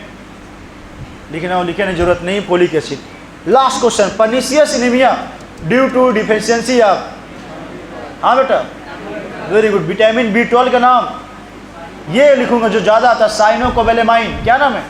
साइनोकोबैलेमाइन। ये क्वेश्चन जब डाइजेशन लगाए होंगे, कुछ लोग को मिला था, हमारे पास आए थे लेके, पेपर लगाओ तभी प्रॉब्लम होगी, पेपर ही नहीं लगाए तो घंटा प्रॉब्लम होगी। साइनोकोबैलेमाइन के नाम, हाँ, जो लोग नहीं लगाते पेपर, इसका मतलब उनको कोई कन्फ्यूजन ही नहीं होता है, या तो सब आ ही जाता है। विटामिन B12, ये सब क्वेश्चन हमसे पूछे गए हैं, अलग अलग चैप्टर जो आए हैं, ध्यान देना। तो फोलिक एसिड, ये 3 जो लाइन है, 3 बुझ जिंदगी का है, ध्यान देना। बस इतना कर लेना। बाकी अगर आपका मन करे जाके नियासिन, पेंटोथेनिक, ये सबसे कौन सी बीमारी है आप देख सकते हैं। ऑल ओवर हम लोग का चैप्टर हुआ है ऑफिशियली फिनिश। ठीक, तो होमवर्क बहुत ध्यान सुनना बेटा, यही रहेगा कि आप ADEK वाली विटामिन में थोड़ा बहुत कम से कम उसका फुल फॉर्म जानते रहो। 60 का जैसे स्कर्वी याद है कि नहीं? विटामिन C की कमी से मसूड़ों में खून आता था कक्षा 5 का। अब ये नहीं कोर्स में कोई पूछ दे तुम्हारा सर नहीं बताएं, इसलिए नहीं, विकास कोर्स में नहीं, हम टाइम नहीं बर्बाद करें। लेकिन आप पढ़ लेना, मैंने दिया है, याद रहेगा। हड्डियाँ कौन मजबूत करें? Vitamin D। ठीक है, इस तरह से चैप्टर जितना पढ़ें, एक बार फटाफट 2 मिनट बताओ क्या को फैक्टर क्या था, बस इतना बताओ। 2 मिनट रुको, भी सूचना सुनना है। को फैक्टर क्या था? प्रोटीन या नॉन प्रोटीन? याद रहेगा। कंप्लीट एंजाइम क्या होलो एंजाइम है? 2 पार्ट, प्रोटीन और नॉन। प्रोटीन का नाम एपो, नॉन प्रोटीन को फैक्टर 3। अगर प्रोस्थेटिक ग्रुप है, कोएंजाइम और क्या? Metal ion. प्रोस्थेटिक ग्रुप और कोएंजाइम ऑर्गेनिक था, मेटल आयन। क्या प्रोस्थेटिक ग्रुप टाइटली जुड़ा? किससे जुड़ा? प्रोटीन पार्ट से, एपो एंजाइम से। कोएंजाइम कैसे जुड़ा? लूजली के नाम ट्रांजियन।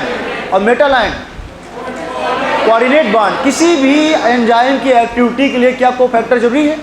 को फैक्टर लास्ट होगा एंजाइम एक्टिविटी, लास्ट। याद रहेगा। तो ये चैप्टर के क्वेश्चन लगा लेंगे, मिलते हैं नेक्स्ट। Thank you.